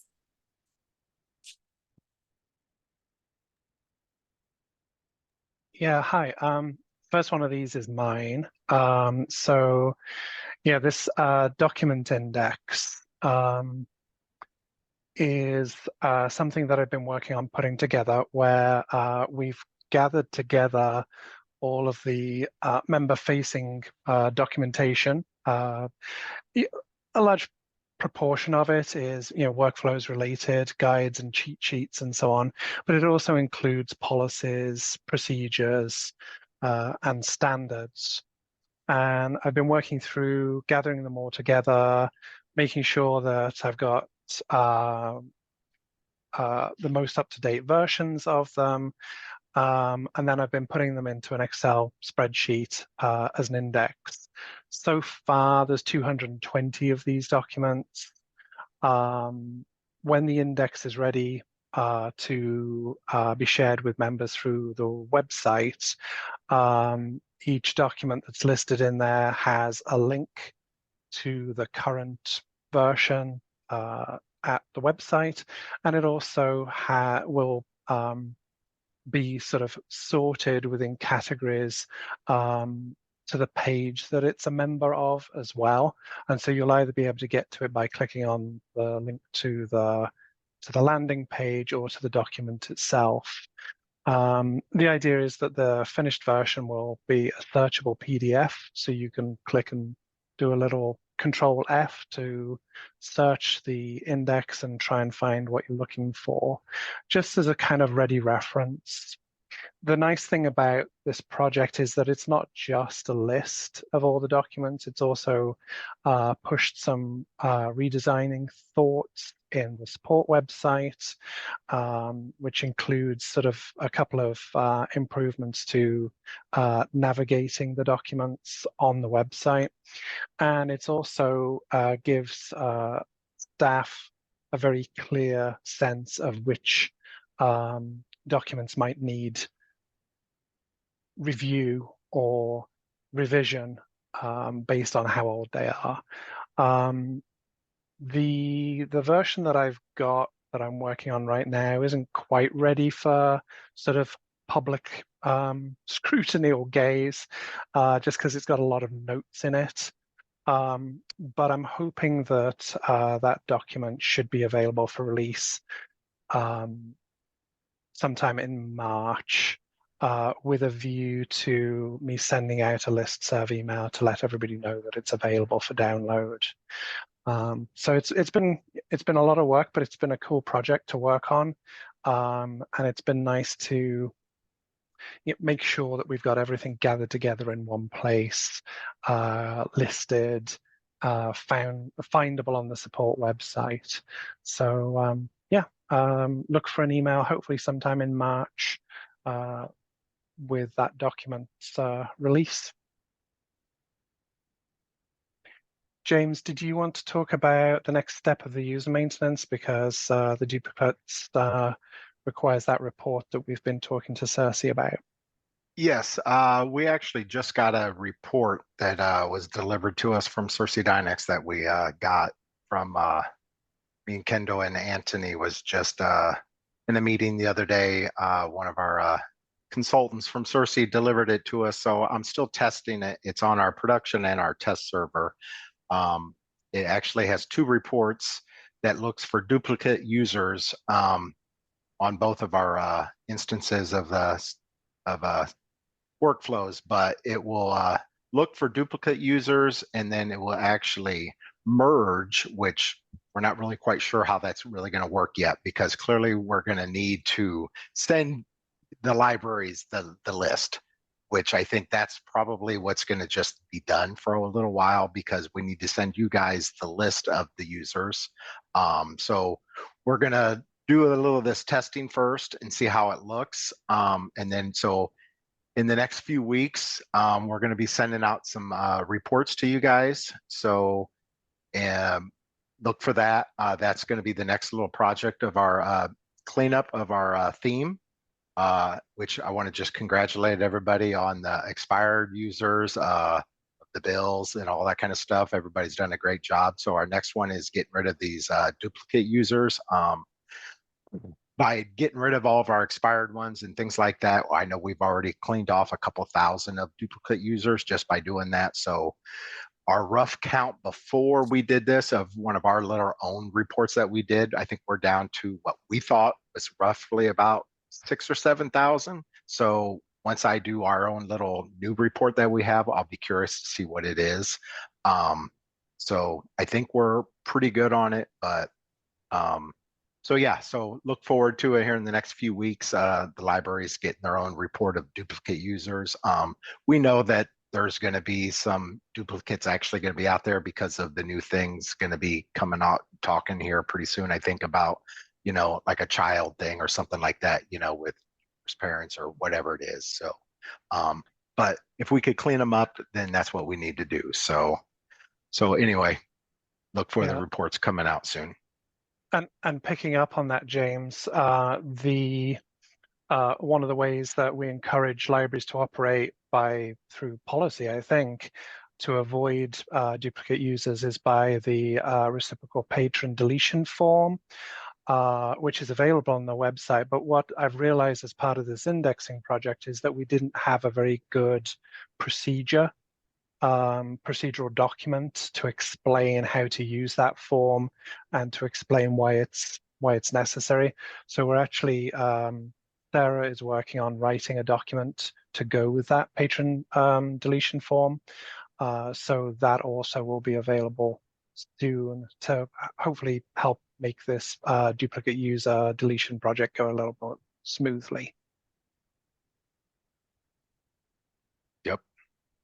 Oh, and then And what's nice is sorry, also go on. on that note, it's not so much of deleting the removing the user, so let's just say like I could see Beth and Laura on my screen right here. So let's just say one of their patrons has one that's, they have a duplicate user at each of their library. One has a last activity date of 3 years ago that's not quite expired. Another one has more of a recent one. Well, maybe one of them doesn't want to just remove them. Well, on our new report, they could be merged. So that way all their history and all their other stuff could still be together. So instead of, Beth's is older, for instance, instead of her removing it, this new report could merge everything together. And that way all their stuff is still there. So when we send these reports out, once we're done, yes, maybe the libraries need to talk to each other. I guess that's sort of the point. That's not really so much us. We don't need to say, hey, we're not going to call each library and say, hey, this director and this director, what do you want to do? What do you want to do? You guys might need to contact each other sometimes also because of it. So instead of just deleting, the patron out or something like that. So if that way their stuff could still be in the system if you want. Their checkout history or their bills, any kind of stuff like that, their old stuff. That's what this report could do. It could merge all their stuff together. And then the third item there, library visits are indeed ongoing. I think I can't speak to cataloging right now, but I'm sure Erica will tell you. But member services staff have been on 13 in-person visits to libraries and 1 virtual visit over the last 3 months. The request form in the Get in Touch drop-down menu on the website has been updated so that you can specifically ask for a member services or a cataloging visit. And Patty arranges a new director visit as soon as she ever hears about a library appointing a new director.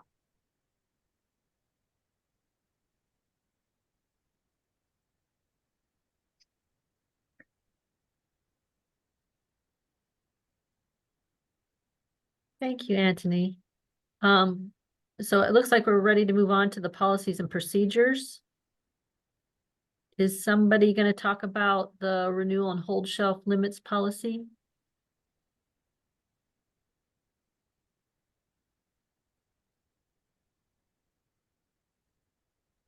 Sarah, are you on?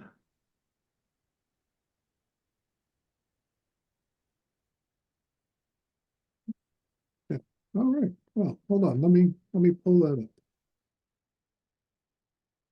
Mhm. All right, well, we'll wait on that. Rebecca had a question. Anthony, if you can.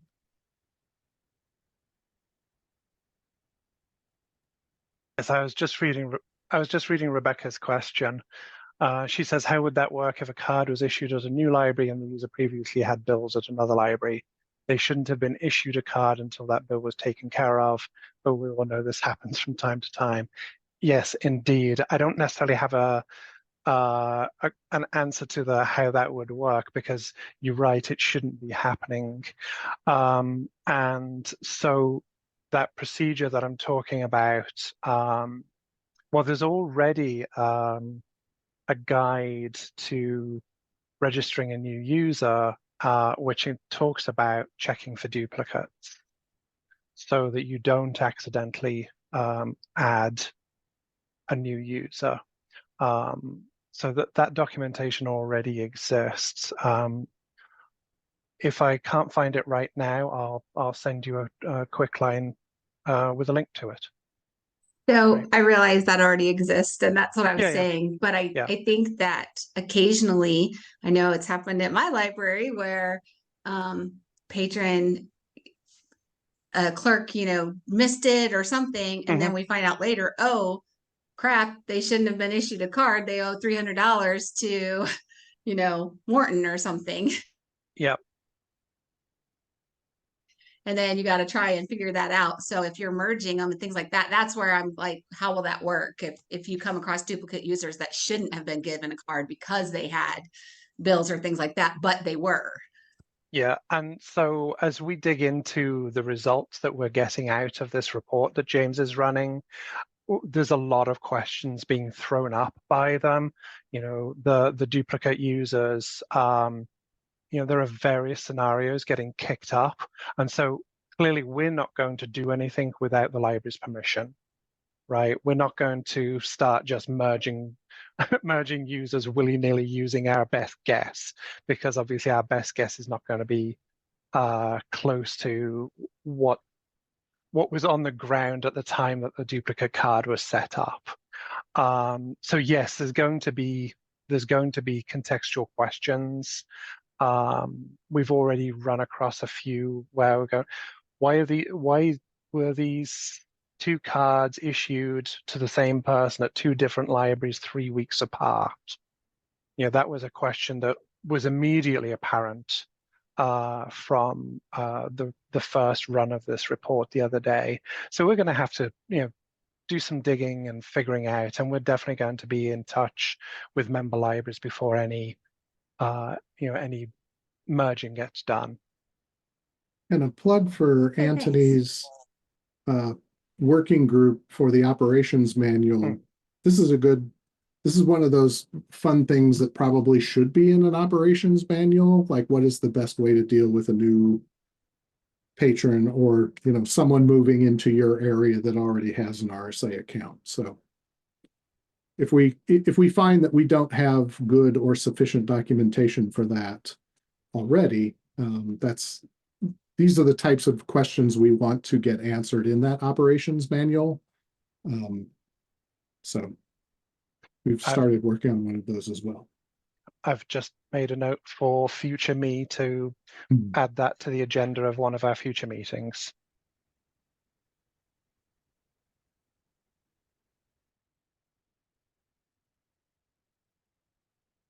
All right. So on the agenda today was to approve the revision to the item renewals and hold shelf policy limits policy. I know this is something that the CERC subcommittee talked about, I think back in the December meeting. This is one of the older policies in RSA going back to 2012, and it needed to be updated.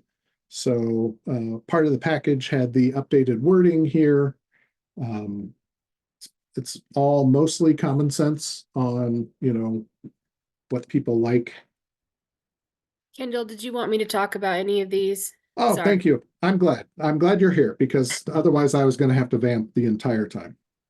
Take it away. So it was brought to our attention that some libraries, things were being sent to places and there weren't clear rules on how long another item should sit on a hold shelf. So we looked through our policies and decided that we needed to update this one.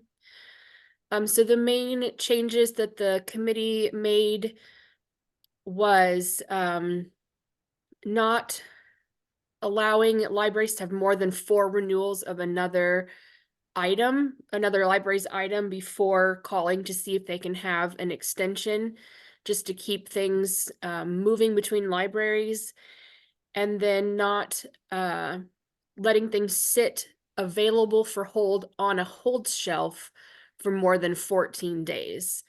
That's just so that you aren't sending things to another library and then it's there for 6 months or what have you.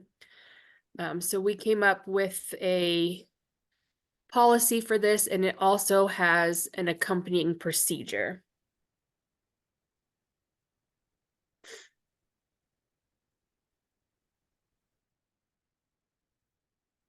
So I think what we're looking for here is someone to motion and second, and then for users group to approve the new policy so we can update our So- current guidance. So are there any any more discussion about this that anybody wants to have before we make that motion? Everybody's good? Yeah, and I just want to point out, this is having to do with other libraries' items. If you want to put your own items on the hold shelf for a month, that's up to you. This is concerning other libraries' things. I have a question. When does the clean hold shelf list come out? I was thinking that was after like 10 days. Is it after 14? I think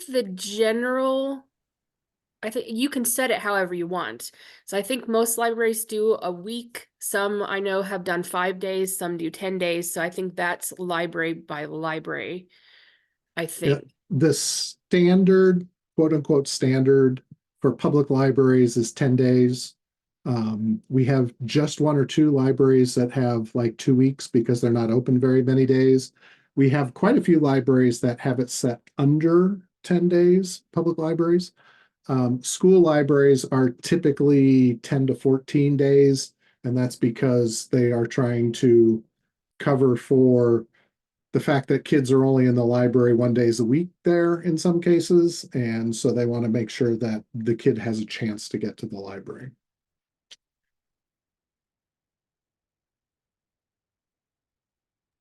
So if we pass this to be the pickup more than 14, no more than 14 days, would we just change that in the, as the standard 14 days for the clean hold shelf list? I think those are 2 different things. I mean, the clean hold list is based on your personal, how long do you want things on your hold shelf? That's correct.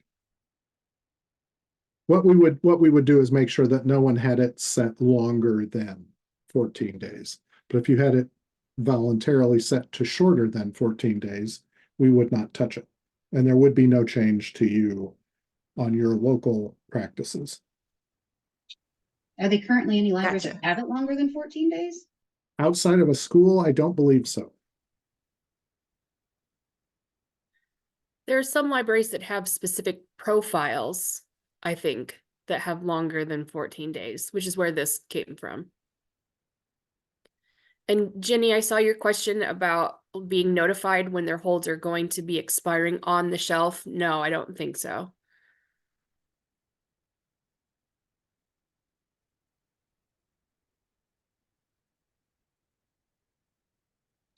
But presumably the pickup notices tell them how long they have. Yes. Yeah, if they get one.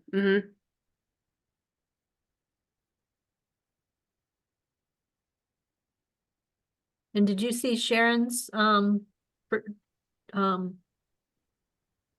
question about pertaining to book club holds? Yeah, and Anthony says the most recent one is July 2017. And we So- know that because now it's on our index. Sharon, are you talking about in terms of just like how to place a book club hold, or in terms of how long a book club hold can show available for pickup at your library?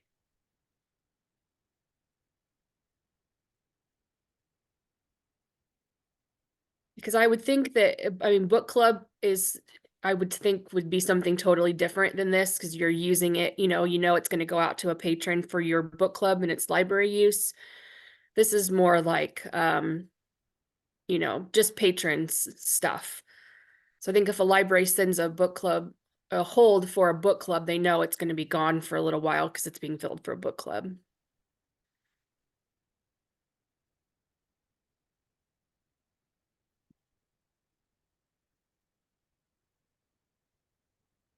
All right, if there's not any more questions, do we have somebody who would like to make a motion to approve these changes?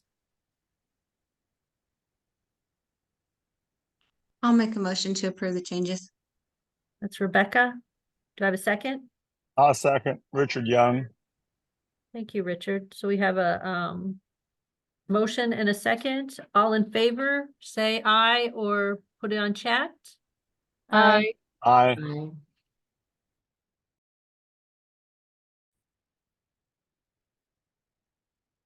Opposed, say nay, put it in chat.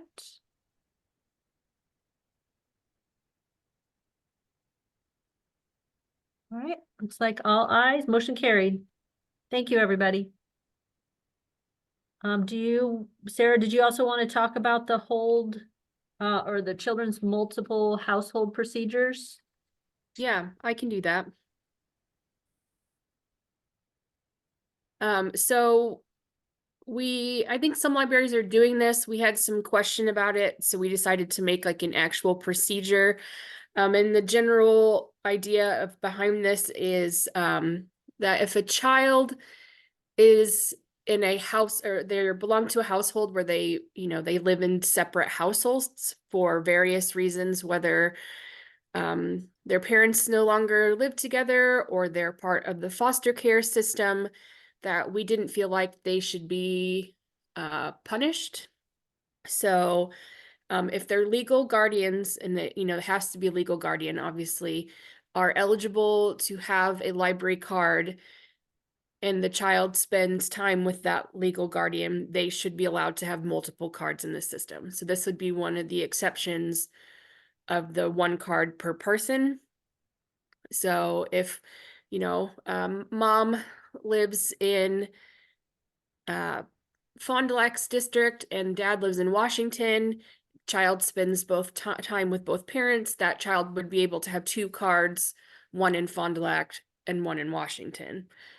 Or if the parents both live in Washington's district and the child spends time with both of them, they could technically have two cards at Washington, one for each legal guardian's address. And you would just want to make sure that you put the legal guardian's name in the care of section, because that's going to help you when it comes to if there's any sort of billing or damage issues.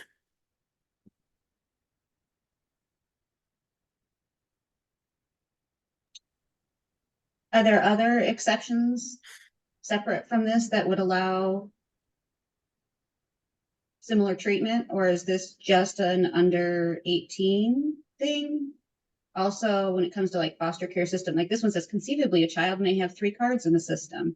That would be like, is that a max? Schools, I think, because if a public school is part of RSA, they would Well, have a no, public I school understand card. the school thing, but if they're going from household to household as part of a foster care system, like, is there a tap, or is it just as long as there's a new guardian?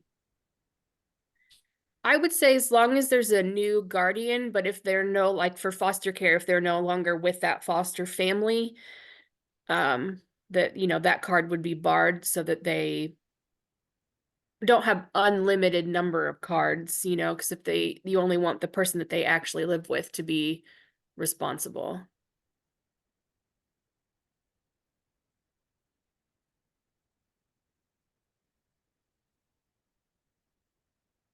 Yeah, and basically what we're trying to eliminate as much as possible here is CERC desk staff having to intermediate between, worst case parents of a non-friendly divorce, or what, foster kids or whatever, right? It shouldn't be that child's problem that, their life is not, as clean as it could be. So, we're trying to err on the side of providing resources to, these types of situations that, are not the fault of that individual.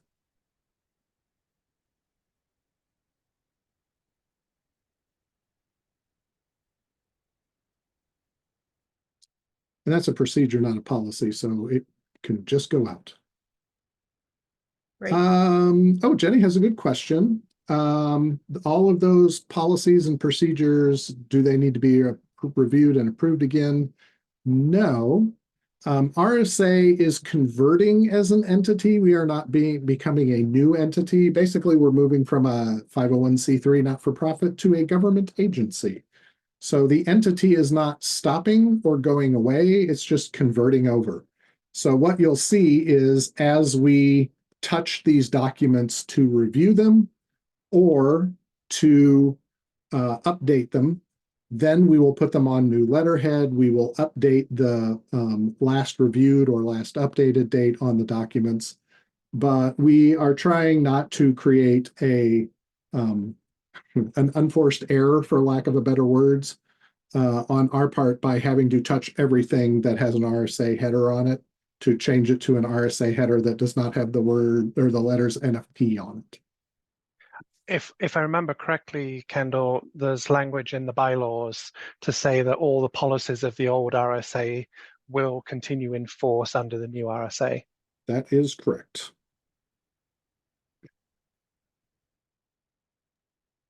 All right. Well, you want to talk a little bit about firewall replacement? So this was my morning today. At 3:05 this morning, my phone started to make noise. I got one email and one text every minute starting at 3:05 this morning, because not that the firewall was down, but that everything behind the firewall was down.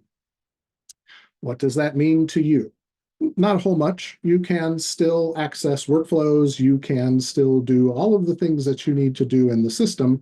The only small, minor, tiny issue is that if your IP address changes, we can't get into the firewall to update your IP address because the place where we would go to enter the firewall no longer exists, and we don't know why. It just disappeared. This is that backend equipment has been running in some cases since 2006.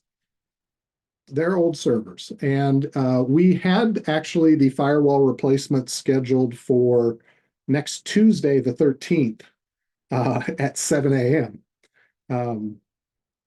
But we're going to do it tomorrow instead because, well, if any of your IP addresses change, that's a very bad thing.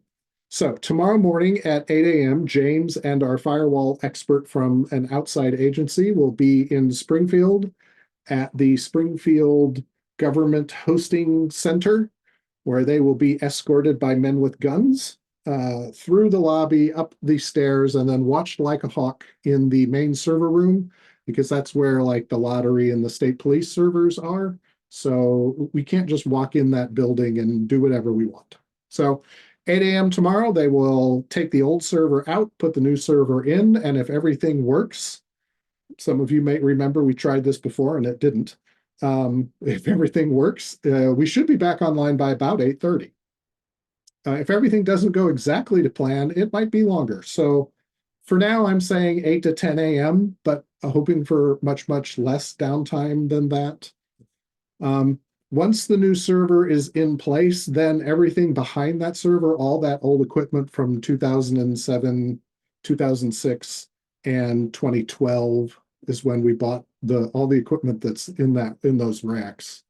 All of that can be turned off. We won't need any of it ever again. So the firewall, that will be tomorrow morning. There's an email that will go out at 7:45 to remind people. Another email will go out if things are running long, and I'll let you know. And as soon as it comes back up, we'll send an email as well. Okay, and then you don't have to do anything for this one.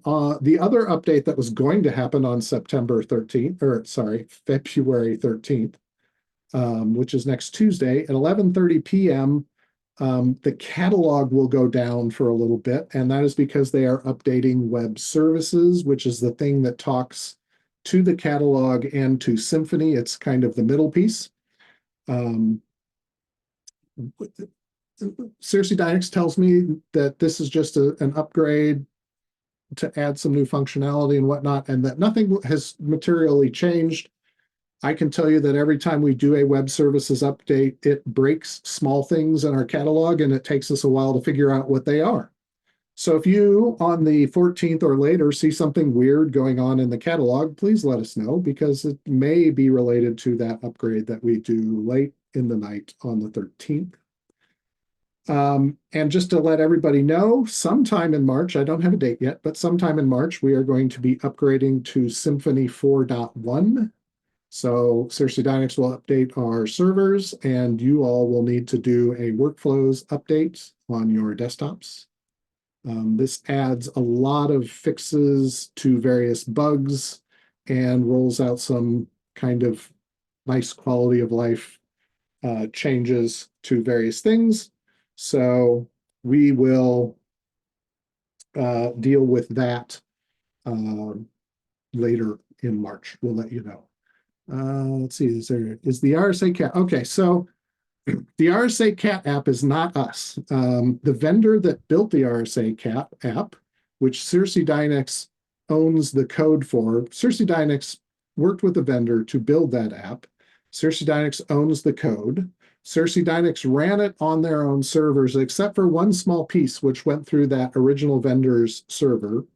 And that original vendor just turned it off one day.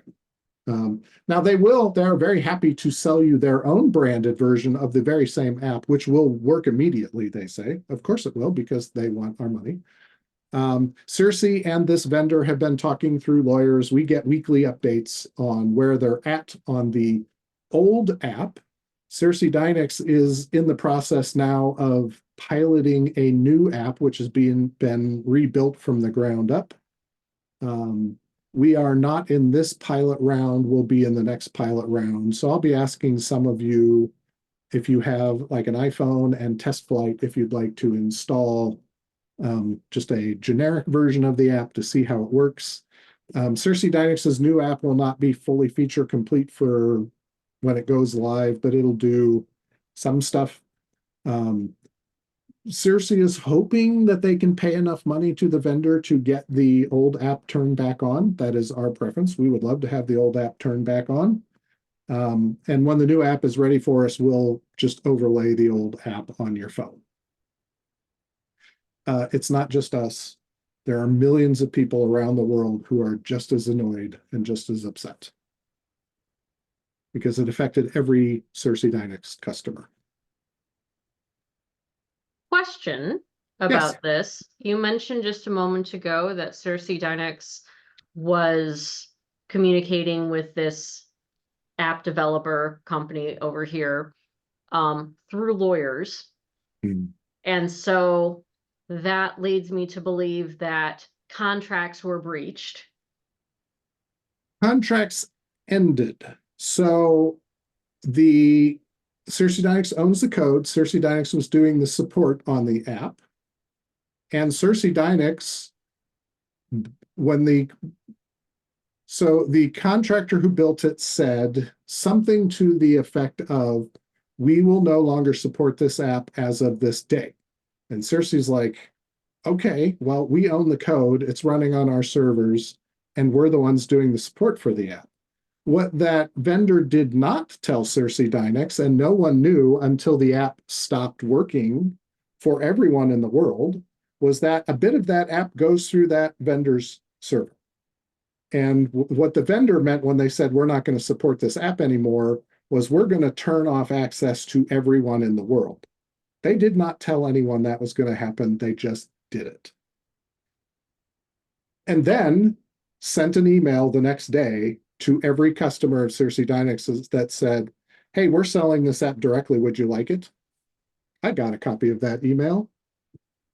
I was, well, it was a good thing there were not staff in the building that day, because there was a significant amount of ungentlemanly words said out loud to my email as I read it. But yes, they basically said, if you want this back, pay us. And so Cersei, they told every individual library that they could pay them and they could have it back. And they also told Cersei Dynex that. So that's why there are lawyers involved. So what does you've given us a decent timeline and a plan, which we appreciate. Because for so many of the RSA members, it is so much easier just to let RSA handle an app, developing or paying someone to develop an app for each one of our individual libraries is just beyond most of us. So thank you. What I'm getting at is, does this whole debacle mean anything financially? The money that we have given RSA has given Cersei Dynex for this app. Where did that money go, et cetera, et cetera? So we just on the 1st of February crossed a new billing year with Cersei Dynex.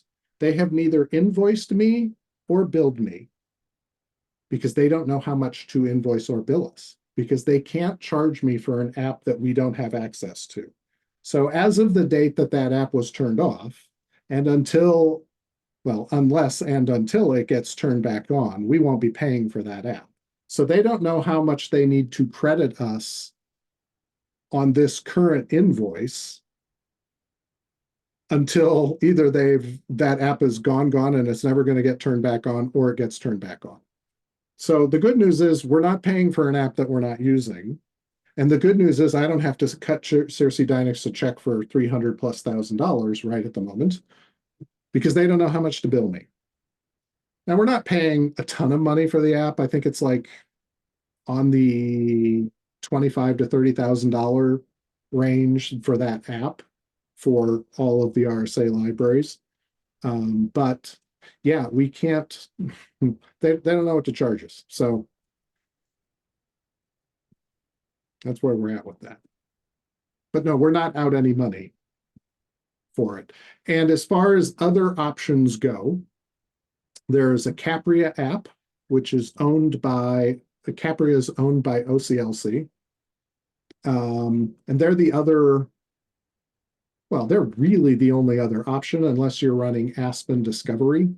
There are a couple of very small third-party apps out there that don't work great, and they require like a full catalog dump to see the app, and then you have to update that catalog dump to the app, and Lord knows how it searches, sometimes well and sometimes not.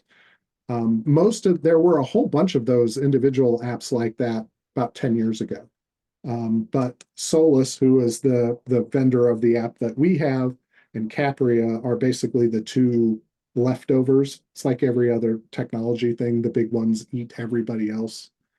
If we had the Aspen Discovery third-party online catalog, that Aspen Discovery now has an app as well that comes with that online catalog. But that would mean replacing RSA Cat with a third-party product and all of the work that would go with that, which at this point in time is not something we want to take on. So.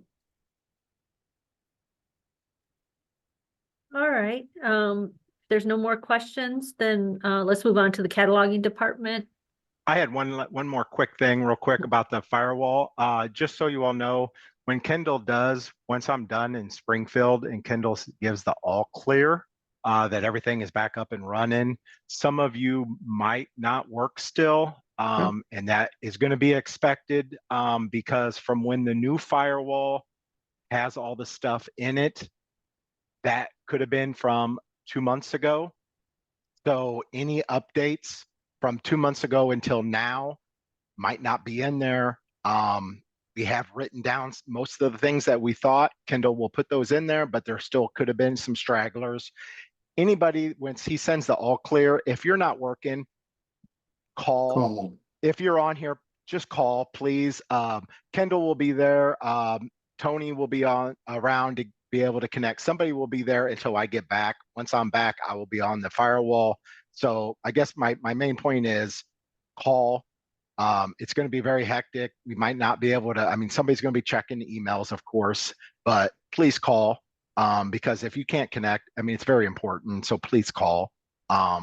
So the next thing is I mean, knock on wood, once everything is connected in the next few days, I'm going to be clearing out. We know once COVID hit, everybody was pretty much working from home, right? I'm going to be clearing out that folder because you're not working from home. Most of you no more, and most of those are really old. That was very old. So I'm going to clear out that folder. So a few of you that are working from home, you're going to just have to let me know again, and I'll put those back in. But the hundreds and hundreds of them that are in there, they need to be gone because most of them probably don't even work anymore, and I just need to clear them out. So that's all. So it's just we need to really clear out this new firewall of this old thing. So Kendall, before we move on to cataloging, you want me to say something about that D1500? Because I got that later. calls. Okay, perfect. Thank you. Anyway, that's all. So please just call us.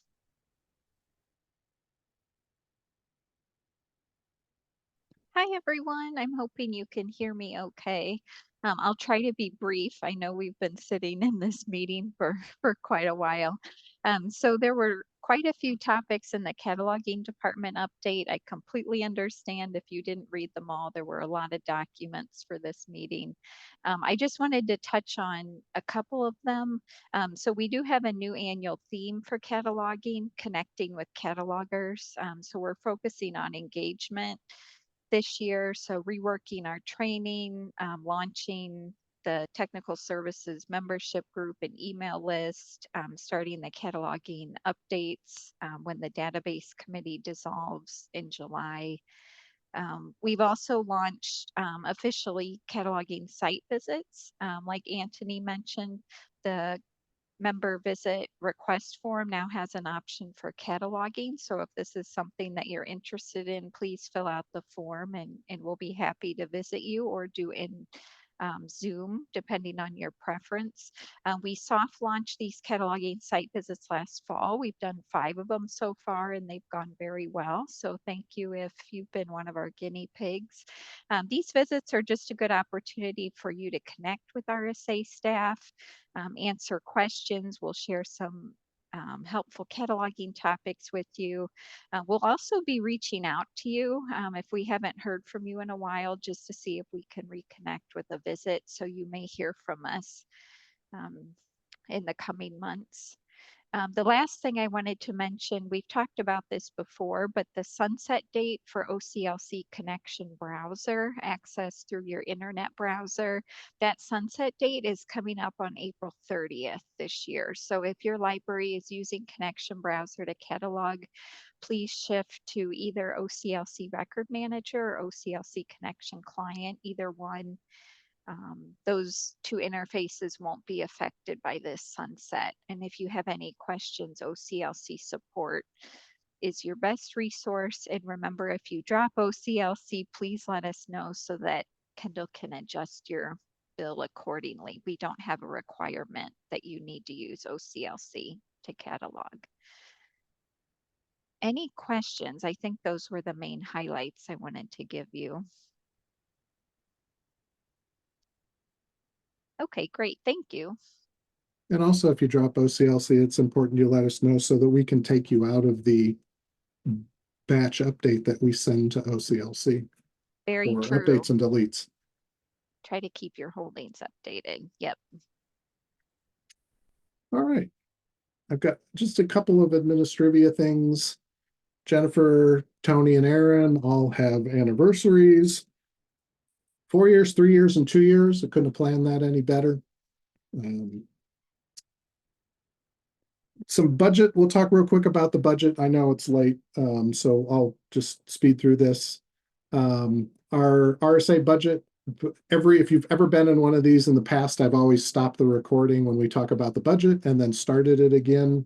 But in FY25 as a government entity, our budget is now a public record, so I'm not stopping it anymore. And again, in the budget that we put out this year, we don't have to report the Rails grant. And there's about 315K worth of money coming from reserves to lower membership costs this year. Overall, let me close this window. There we go. There's $904,000 coming in from members. Those are direct billed. There's another $836,000 in Rails grant money coming in. All of this other income down here, this is either reimbursed. So ADML is a reimbursed expense. So it's kind of a pass-through expense for us. There's an eRead Illinois rebate. We get a 30% rebate since everybody in RSA is in eRead. A little bit of interest. On this side is our expenses broken out by our GL because that's how you report it in your public budget. So that's what we've done. And there is a chunk here for contractual agreements with systems for expenses over grant. So there's $392,630. That's how much over the grant we are, over that $836,000 grant. That's how much extra it costs Rails to host and support RSA. And so we pay for 100% of our cost to Rails. Now, on our own, those costs will be higher because we will lose the size advantage of being in a Rails library, being Rails staff, but we will, part of the idea of changing our governance structure so that we can use Limerick and IMRF and those types of things, which will hopefully lower our expenses moving forward. So this document will be posted on the RSA website. It is our public-facing legal budget. And again, doesn't show the grant money. That's why I showed you in the executive overview document. I broke it out differently because it helps for people to understand within RSA what the actual costs are versus the reportable costs. And we will fall under GASB now instead of whatever the other one was. There's all kinds of fun new rules for accounting this year. And Rails Finance does a great job of figuring all that stuff out for us. So our budget is just basically a dollar for dollar budget. Any questions on anything in here? Nope. Okay. Like I said, this will be posted on our website. We'll probably make a new governance page for the new governance style in RSA, and it'll be posted there. All right, James mentioned D1500 numbers briefly, and I just wanted to let you know there's a change that we noticed the other week. So D1500 numbers in our circ map were always at the bottom. That's like the last line in your section of the circ map, and they were set to 40 days in your circ map. At some point in time, we don't know when, but we had added some lines in the circ map to account for all the new or changed user profiles that D1500s had. And that was mistakenly set to 30 days instead of 40-day checkouts. Sorry about that. We don't know how long it's been like that, but it's been a while. So we set it back to 40 days because that's what, if you look at your circ map, that's what you think you're getting is a 40-day checkout. We've had a couple people contact us already and say, hey, the checkout changed for these D1500 numbers. What happened? Well, that's what happened. You thought it was 40. We had it set at 30. Then you got used to it being 30, but it was set at 40. If you don't want your D1500 checkouts to go out for 40 days, just let us know and we'll fix it for your library. But otherwise, we're back to the 40 days, which is what most people assume a D1500 is for. And just the reminder that D1500 patron accounts are for libraries to use to check things out to a library outside of RSA. They are not for that library or institution to use to place holds in RSA.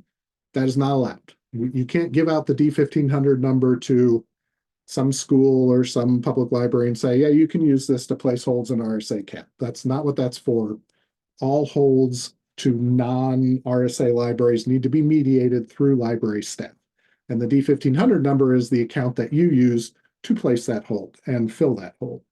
So We are in the process of resetting the pins on the D1500 numbers that we have in the system. There are a lot of D1500 numbers in the system. So we're just going to randomly change the pins for all of them because we're not sure how many outside agencies are using RSA and shouldn't be, but we know there are some. So we will find out who they are when people call and say, why can't I place holds anymore? And I'll go, well, that's because you're not an RSA member library. If you need to place a hold, you need to contact an RSA member library, and we'll deal with it that way. So just wanted to give everybody a heads up on that. Go ahead, Beth. So, Kendall, so one of our policies states that it needs to be 40 days, or that's what we had it at one, because it's been 30 days for at least, I would say 10 years. Oh, that's okay. So it's been a long time. Yeah. So we changed it to 40 because that's when you look at the CERT map, right? So people print out the CERT map and they look at their section and go, how am I circulating things? The CERT map says 40 days. It's always said 40 days in the CERT map. And we're like, it's not 40 days? Why is it not set to 40 days? We tell everybody it's 40 days. So we set it back to 40 days. And if people don't want it at 40 days, it's super simple for us to fix it on a per library basis. Rebecca, we have some instructions on filling Find More holds. Either we do or Find More does. I'm pretty sure we wrote it. We can get those to you. That would be great. Thanks. Sure. Couple of random things. Watch the e-news for the Illinois Broadband Project. There's some brouhaha going on with ALA even right now about keeping access to small and rural libraries. And Rails and Heartland and the State Library are working on this joint broadband project with some other agencies. So please be on the lookout for that. They occasionally ask for, like, could we have a whole bunch of libraries fill out a survey and tell us about your broadband options or your broadband needs or about your community or whatever. And they're using this to hopefully get broadband to my house. That's what, in the end, that's all I care about because I don't have it at my house out in the country. But, we would like all of you librarians to have it. So that's how they're going. Just a reminder that the Illinois State Library annual certification is running. You have to certify by the 31st of March, and we will call you if you don't, because we will get a list from Rails and they will say, can you please contact your members and have them certify?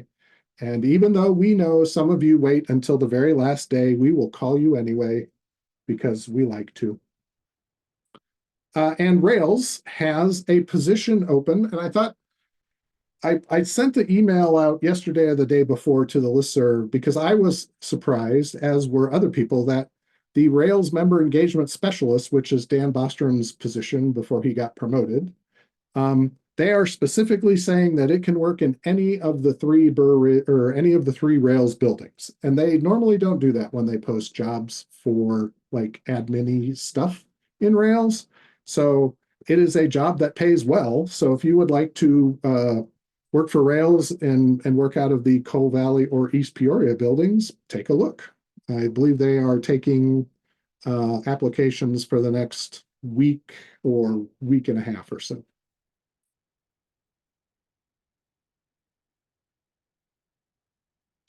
All right, one other thing, as we get closer to the new governance, we have talked about having membership groups, and all those membership groups will have specific email groups within them so that library staff can talk to other library staff. Well, we've picked the tool and we've started setting these things up now.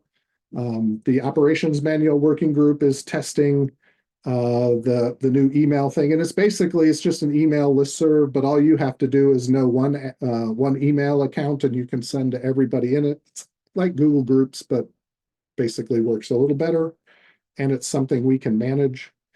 ADML, the ADML Google group will be converted in February or March, and we'll send you some email about that when we do it. And again, instead of sending it to Alliance Digital Libraries at googlegroups.com, you would send it to ADML at whatever. And then this is where all the membership groups for various things will be set up. And we will move the RSA listserv by the 1st of July over to this as well.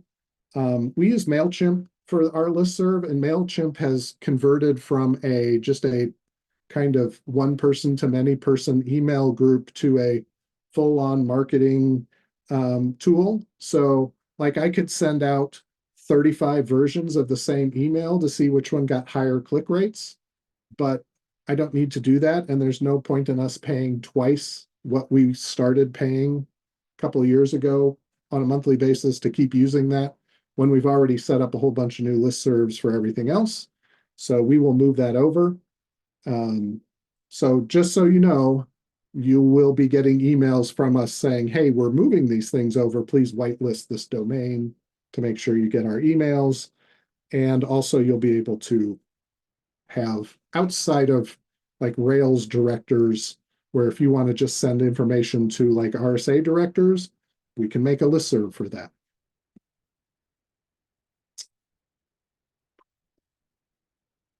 All right.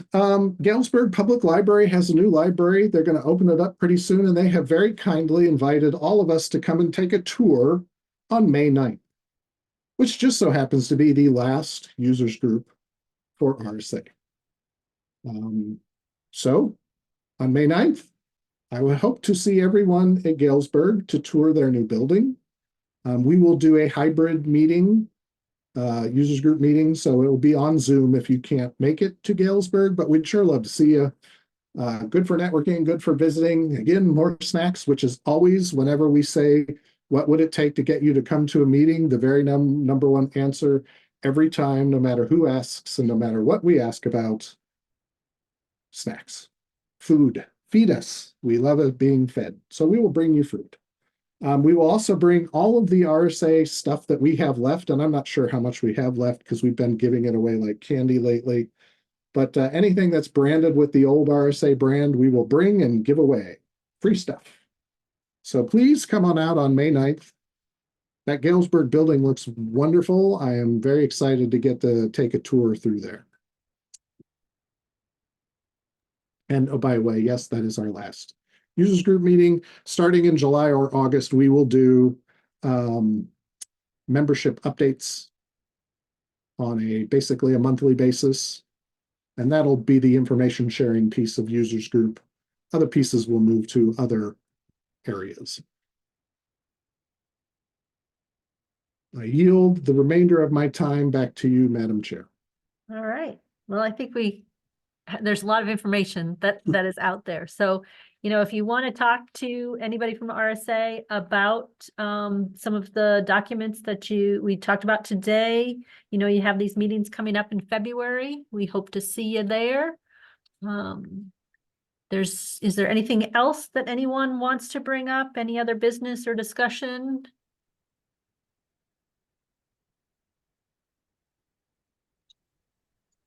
Hi there, this is Gina. Oh, Okay, Gina. How are you?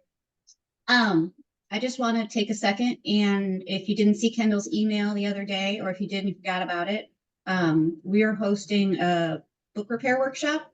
Demco is sending their book doctor, if you will, that's what she calls herself, up from Florida. So there, I believe, are still some open seats. Kendall was kind enough, and it sounds like went through hell and high water to get it on Library Learning on L2.